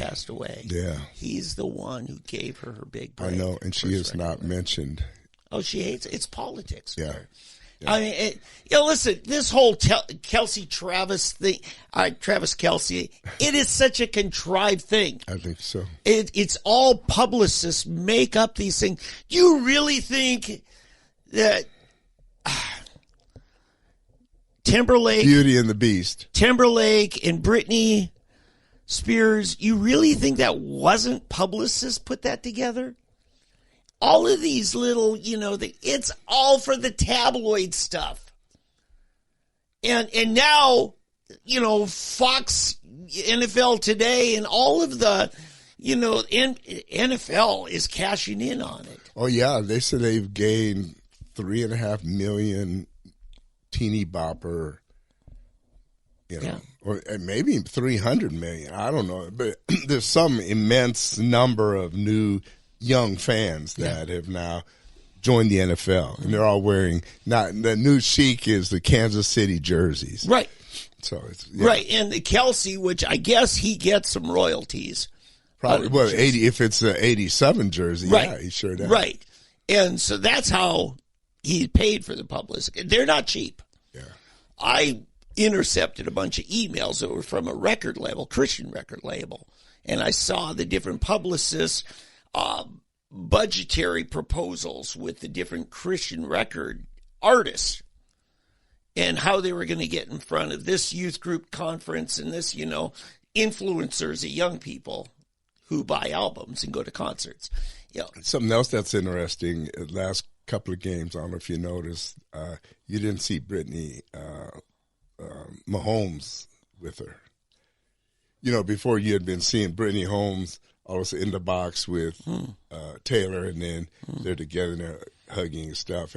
And Brittany doesn't exactly have the best reputation, so the last couple, you haven't seen Brittany with her. So I think somebody got to Taylor and said, no, you need to keep her out of here. This is Brittany who? Mahomes. Pat Mahomes is the wife. Okay. So, like I said, the whole thing is pretty much controlled, like you said. It's a control. Yeah. So a lot of that is kind of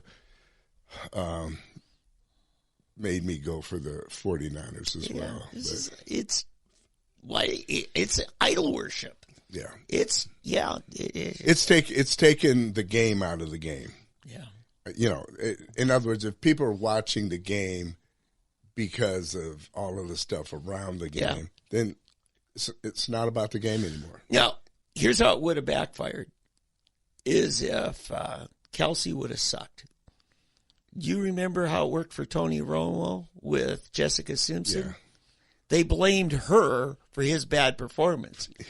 See, she tried this thing and it just fell apart. Well, it did. He had one bad game. I think it was against the Eagles.